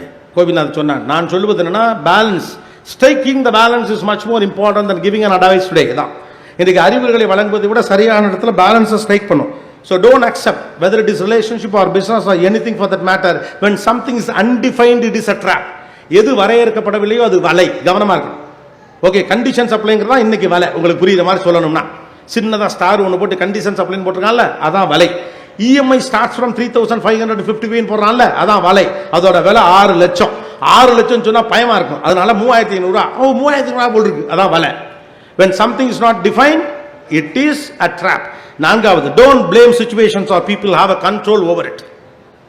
சூழ்நிலைகள் மீது, மனிதர்கள் மீது பழி சொல்லாதீர்கள். அதை உங்கள் கட்டுப்பாட்டுக்குள் கொண்டு வருவதற்கான பக்குவத்தை ஏற்படுத்திக் கொள்ளுங்கள். ராமகிருஷ்ணன் 5 நிமிஷம். கடைசியா பசங்களுக்கு மட்டும் சில விஷயங்களை உங்களால் டிஃபைன் பண்ணவே முடியாது. we are looking for freedom, we are not ready to take responsibility. யாரெல்லாம் ஸ்டூடெண்ட்ஸ்? பசங்கள்லாம் S, we want freedom, right? but we are not taking responsibilities. freedom comes with responsibility, authority comes with responsibility. உங்களுக்கான சுதந்திரம் என்பது உங்களுடைய பொறுப்பிலிருந்து வருகிறது. நான் நினைத்தது போல் இருப்பதெல்லாம் சுதந்திரம் என்பதெல்லாம் புதிய அரைவேக்காட்டு தனத்தின் உச்சம். நீங்கள் நினைப்பது போல இருக்க வேண்டும் என்று ஒரு நாளும் நினைக்காதீர்கள். எப்போது நீங்கள் பொறுப்போடு இருக்கிறீர்களோ இயல்பாகவே வீடு உங்களுக்கு அதற்கான சுதந்திரத்தை தரும். தானா தந்துருவான். அது நீங்க கேட்டெல்லாம் தருங்கிற அவசியம்லாம் கிடையாது. மிக பொறுப்பாக இருக்கிற அண்ணன் ஒண்ணுமே கேட்க மாட்டேங்கிற அப்படிமா வீட்டுடைய மூத்த அண்ணன்கள் இறுகிய முகத்தோடு இருப்பார்கள். தமிழ் சூழலை நீங்க கவனிச்சு பாருங்க. வீட்டின் மூத்த அண்ணன் உங்க அப்பா உங்க விட்டு எங்க அப்பா சிரிக்கவே மாட்டார் அப்படிங்க. சில மனைவிலாம் சொல்லுவாங்க, என் புருஷன் சிரிச்சு நான் பார்த்தது இல்லை. வீட்டோட மூத்த அண்ணன் இறுகிய முகத்தோடு இருப்பான். தந்தையின் இடத்தில் இருக்கிறவன் அண்ணன். அந்த அண்ணன் வந்து பேசவே மாட்டாங்க யாரும். அந்த அண்ணனா பயம். அந்த அண்ணன் கண் கலங்கினா குடும்பம் கதறிடும். அது ஒரு இறுகிய முகம். அவனாக அவன் போட்டுக்கொண்ட வேலி. ஓகே, அப்ப நீங்க ஒரு விஷயத்தை புரிஞ்சுக்கணும். அந்த ஆளுக்கு மட்டும் அந்த இம்பார்ட்டன்ஸ். காரணம், அவன் பொறுப்போடு இருக்கிறான். இந்த குடும்பத்தை காப்பாற்ற வேண்டும் என்பதில் கவனமாக இருக்கிறான். தவறுகள் செய்யாதவனாக இருக்கிறான். தீங்கிழைக்காதவனாக இருக்கிறான். பிழைகள் செய்யாதவனாக இருக்கிறான். கெட்ட பழக்கங்கள் இல்லாதவனாக இருக்கிறான். Freedom comes with responsibility. Authority comes with responsibility. Don't just ask freedom. Right? உங்கள் பெற்றோர்கள் உங்களால் எளிதாக சண்டையிட்டு விட முடியும். ஆனால் அதற்கான அறிவை தந்ததே அவர்கள்தான் என்பதை நீங்கள் யோசிக்கிற போது மட்டும்தான் உங்களுக்கு அது புரியும். ரைட் தானே? ரைட் தானே? எதனால் அது நடந்திருக்கு நமக்கு தெரியணும்ல. எதனால் அது நடந்திருக்கு நமக்கு தெரியும்ல. அவர்களோடு எளிதாக உங்களால் இப்போ மெச்சூரிட்டிங்கிறது சண்டை போடுவதில்லை. எல்லாவற்றையும் எதிர்ப்பதற்கு பெயர் போராளித்தனம் என்று நீங்கள் குழப்பியெல்லாம் கொள்ளக்கூடாது. இருக்கிற எல்லாத்தையும் எதிர்ப்பதெல்லாம் வீரம் கிடையாது. எதை எதிர்க்கணுங்கிற அறிவு தான் வீரம். இது சரியில்லை, இதை எதிர்ப்பது என்பதுதான் வீரம். ஒரு சிஸ்டம் இங்கே இருக்குன்னா அதை எதிர்ப்பேன் என்பதெல்லாம் வீரம்லாம் கிடையாது. ஏன் அதை செய்யணும், ஏன் அதை செய்யணும் கேள்வி கேட்டால் எல்லாத்தையும் செஞ்சுக்கிட்டே இருக்கலாம். Whether you like it or not, that world walks with system. நீங்கள் விரும்பினாலும் விரும்பாட்டியும் சிஸ்டம் தான். எல்லாம் உடம்பே சிஸ்டம் தான். வாய் வழியே தான் சாப்பிட முடியும். ரைட்டு தானே? எப்போ ஊசி போட்டு சாப்பாடு ஏற்றுறாங்கன்னா உடம்பு செல்லாமல் இருக்குன்னு அர்த்தம். அவ்வளோதான். நம்ம எதிர்ப்பது என்பதெல்லாம் வீரம் கிடையாது. எதை எதிர்ப்பதுங்கிறது தான் வீரம். ஒரு விஷயத்தை உங்கள் பெற்றோர்களுக்கு உங்களால் சொல்லி புரிய வைக்க முடியும்னா நீங்கள் மெச்சூர்டாக இருக்கீங்கன்னு அர்த்தம். அவங்களுக்குலாம் புரியாது ஒதுங்கிக்கிறீங்கன்னா உங்களுக்கு பேச தெரியலைன்னு அர்த்தம்.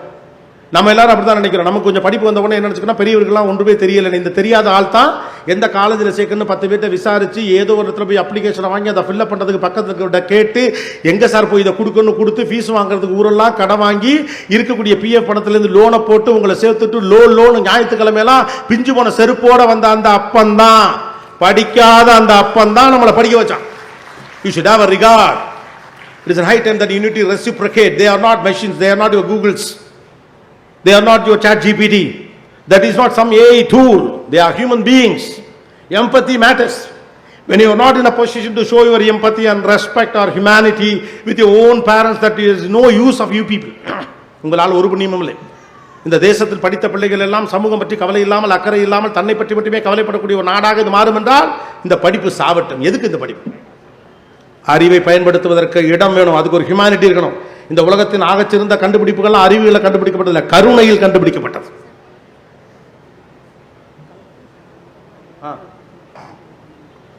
எது 10 நிமிஷம் கண்டினியூ பண்ணுமா? ஓகே, உங்களுக்கு ஓகேயா? ஒரு 10 நிமிஷம் கண்டினியூ பண்ண சொல்றாங்க. காதுகிட்ட வரவும் முடிச்சுக்கங்கன்னு சொல்றாங்க. நினைச்சேன் நான் முடிக்கிற மூடு வந்துட்டேன். இருந்தாலும் எங்கே விட்டேன் போச்சேன். உணர்ச்சி வசப்பட்டு பேசல குறுக்க வந்துட்டாங்களே. எஸ், இந்த உலகத்துடைய ஆகப்பெரிய கண்டுபிடிப்புகளாம் அறிவால் கண்டுபிடிக்கப்பட்டதில்லை, அதெல்லாம் கருணையால் கண்டுபிடிக்கப்பட்டது.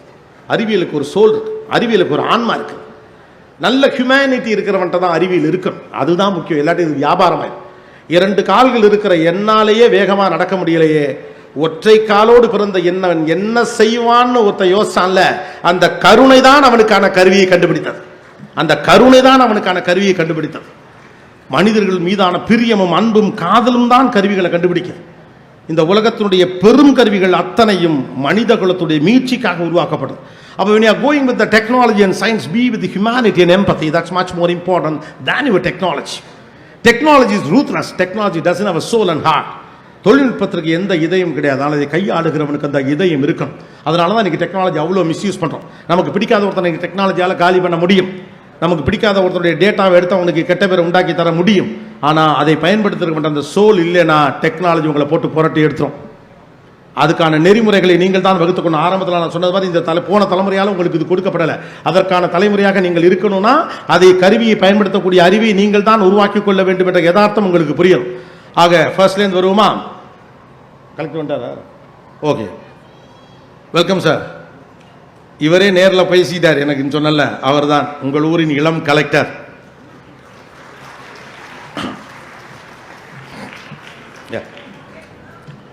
So I would like to sum up the first 10 important things.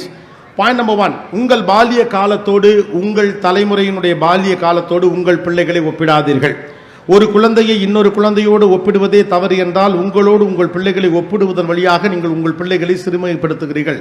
2வது, உலகத்தின் வாழ்க்கை முறையில் வேகமாக மாற்றங்கள் நடந்து கொண்டிருக்கக்கூடிய காலகட்டமாக இது இருப்பதால் அதீதமாக திட்டமிடாதீர்கள். நீங்கள் அதீதமாக திட்டமிடுகிற போது வாழ்க்கை உங்களுக்காக வைத்திருக்கக்கூடிய வாய்ப்புகளை நீங்கள் இழக்க நேரிடும். 2வது, எதையெல்லாம் சரியாக டிஃபைன் பண்ணலாம், எதெல்லாம் சரியாக வரையறுக்கப்படவில்லையோ அது எல்லாம் வலை என்று புரிந்து கொள்ளுங்கள். வாய்ப்புகள் அதிகம் இருக்கிற போது அதையெல்லாம் சுவீகரிக்க வேண்டும் என்று நினைக்காதீர்கள். 4வது, don't choose anything when you are desperate. இது வேணுங்கிற அழுத்தம் உங்களுக்கு இருக்கிற போது ஒன்றை தேர்வு செய்யாதீர்கள், அது தவறான தேர்வாக இருந்துவிடும். 5வது, ஃப்ரீடம் கம்ஸ் வித் ரெஸ்பான்சிபிலிட்டி. தாந்தோண்டித்தனமாக எனக்கு பிடித்தவற்றை எல்லாம் செய்வதற்கு பெயர் சுதந்திரம் என்று நீங்களாக கற்றுக்கொள்ளாமல் தயவு செய்து அது யதார்த்தத்தை புரிந்து கொள்ளுங்கள். ஆறாவது முக்கியமான விஷயம், டெக்னாலஜி தன்னுடைய வேலைகளை பார்த்து கொண்டே இருக்கிறதுக்கு இதயம் இல்லை. ஆனால் டெக்னாலஜியை பயன்படுத்துகிறவர்களுக்கு ஆன்மா இருக்கணும், அது மனிதர்களுக்கானதாக மாற வேண்டும் என்று புரிந்து கொள்ளுங்கள். ஏழாவது, உலகம் வேகமாக போய்கொண்டிருக்கூடிய இந்த காலகட்டத்தில் digital diet is much important. வயிற்றுக்கு செல்லக்கூடிய விஷயங்கள் குறித்து உங்களுக்கு கவனம் இருப்பதைப் போல உங்கள் மனதுக்கும் இதயத்திற்கும் செல்லக்கூடிய விஷயங்கள் குறித்து உங்களுக்கு கவனமும் கருத்தும் இருக்க வேண்டும். தேவையானது மட்டும் கன்சியூம் பண்ணுங்க. எட்டாவது, வீடுகளுக்குள் உரையாடலை நிறுத்துங்கள், உத்தரவுகளை குறைத்துக் கொள்ளுங்கள். இந்த கால பிள்ளைகளிடம் எப்படி பேச வேண்டும் என்ற உரையாடல் மொழி உங்களுக்கு தெரிந்திருக்க வேண்டும், இது யதார்த்தம். ஒன்பதாவது, மாறி இருக்கிற டெக்னாலஜிக்கு ஏற்ற மாதிரி, அதோடைய ஃபாஸ்டுக்கு ஏற்ற மாதிரி, அதோடைய உளவியல் உள்ளிட்ட அனைத்து விஷயங்களும் மாறுகிறது. அது பிள்ளைகளின் குற்றம் அல்ல, அது இந்த காலகட்டத்துடைய யதார்த்தம். அந்த பிள்ளைகளுக்கு ஏற்றார் போன்ற எம்பத்திய பிள்ளைகளுக்கு சொல்லிக் கொடுக்க பாருங்க, படிப்பை தாண்டி. பத்தாவது, well directed intelligence is much more important then knowledge. வெறும் தகவல்களை மட்டும் சேகரித்து வைத்திருப்பது அறிவு என்று நம்பிக்கொண்டிருந்த காலம் எல்லாம் மலையேறிவிட்டது. அதை நீங்க எப்படி இன்டர்பிரேட் பண்றீங்க, எப்படி அப்ளை பண்றீங்க, எப்படி ஆக்ஷன் அதை கொண்டு வருங்கிறது அறிவு. சரியான திசையில் செலுத்தப்படாத அறிவால் எந்த புண்ணியமும் இல்லை. 10 விஷயம் சொல்லியிருக்கேன், ஒத்த விஷயம் ஞாபகம் இருந்தா கூட ஓகே தான். சந்தனக்காற்று நம் ஜன்னலில் வீசட்டும், சரித்திரம் நாளை நம் சாதனை பேசட்டும். நன்றி, வணக்கம், வாழ்த்துக்கள், குட் நைட்.